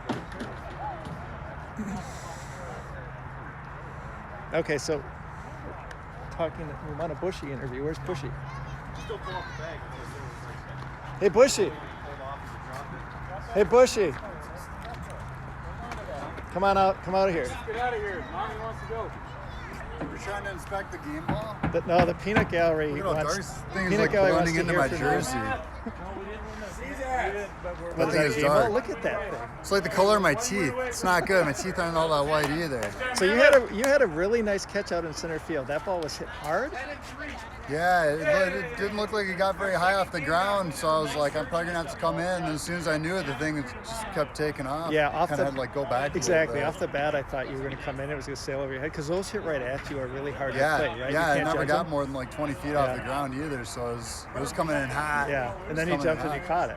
Yeah. So that Luckily, was good. I would have looked like a real idiot if I didn't catch that one, but hey, it's happened. That's baseball. And you got a few good at bats. A few. Oh yeah, like walked that one and then hit the one right back to the pitcher. At that point, I was just like, get a good pitch. I'm just gonna swing right, try to barrel it up, put it up there. And Last thing, you right play 25 and 35 now. What is there one thing that stands out being different in terms of the experience of pitching? What would you say? Man, well, I think I've talked about this before. Like, I feel like the biggest difference between the 18 and the 25 is like the speed element of the game. Like, I don't know, I feel like it's still pretty competitive here, though. Like, the first couple games, just the guys are throwing harder. Ran into a couple of softer throwing guys here. I'm sure everyone gets tired and use your front end arms at the beginning. But I don't know. I guess it'll be interesting to see how it plays out by the end of the tournament. But right now, it feels a lot like the 25. It's guys throw a little bit harder in the 25 plus. But, my impression. Some of the top guys out here throw every bit as hard. For example, Grill, one of our front end pitchers here in the Mammoth, he was a front end pitcher in the 25 plus too. I don't know, more of a difference between the 18 and the 25 and the 25 and the 35, in my opinion. But yeah, some good ball players. It's been fun. We're off to a nice start here, and hopefully we keep that going. Yeah. All right. Well, I think all the guys are saying hi. Like Clem is in here. Ludi was saying hi. Oh, nice. What's up, fellas? What's up? Great tourneys. Everyone on that team should be really proud of themselves, too. We had a great tourney, played good ball, came up just a little bit short at the end, but, you know, it happens like that. The last 4 teams in there were all really good teams, and only one team was walking out. Unfortunately, this year it wasn't us for that, but there'll be more years. And, the guys who've been down there a bunch know, sometimes it's your year, sometimes it's not your year, and it wasn't our year this year, but we had a great tourney. A lot of guys should be really proud of what they did. So we'll try to get you a ring here. Hey, I love it, man. I've got more room. I've got more fingers. Unless I experience an accident, then I'll have to resize them to toes. Put it on your toe, yeah, that'll work. Hi, all the people back home. All right, bye. Thanks, Bushy. Brian Bushman. I gotta work on my interview skills. I try to talk over him twice. You don't talk over Brian Bushman. Just let Brian Bushman carry the interview. Doesn't need any help.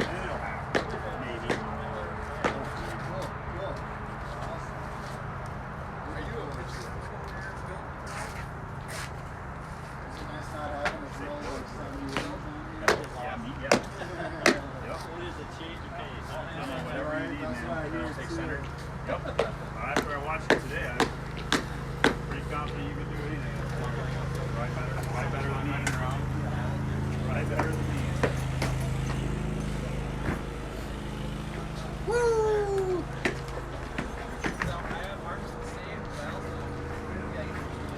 Good job, boys. And we got That's it? That's it? Okay, nice. Any thoughts from the manager you want to share with the Hi, fans out Tom there? Corcoran. I know you're watching. I'm sure he is. I wish you were here.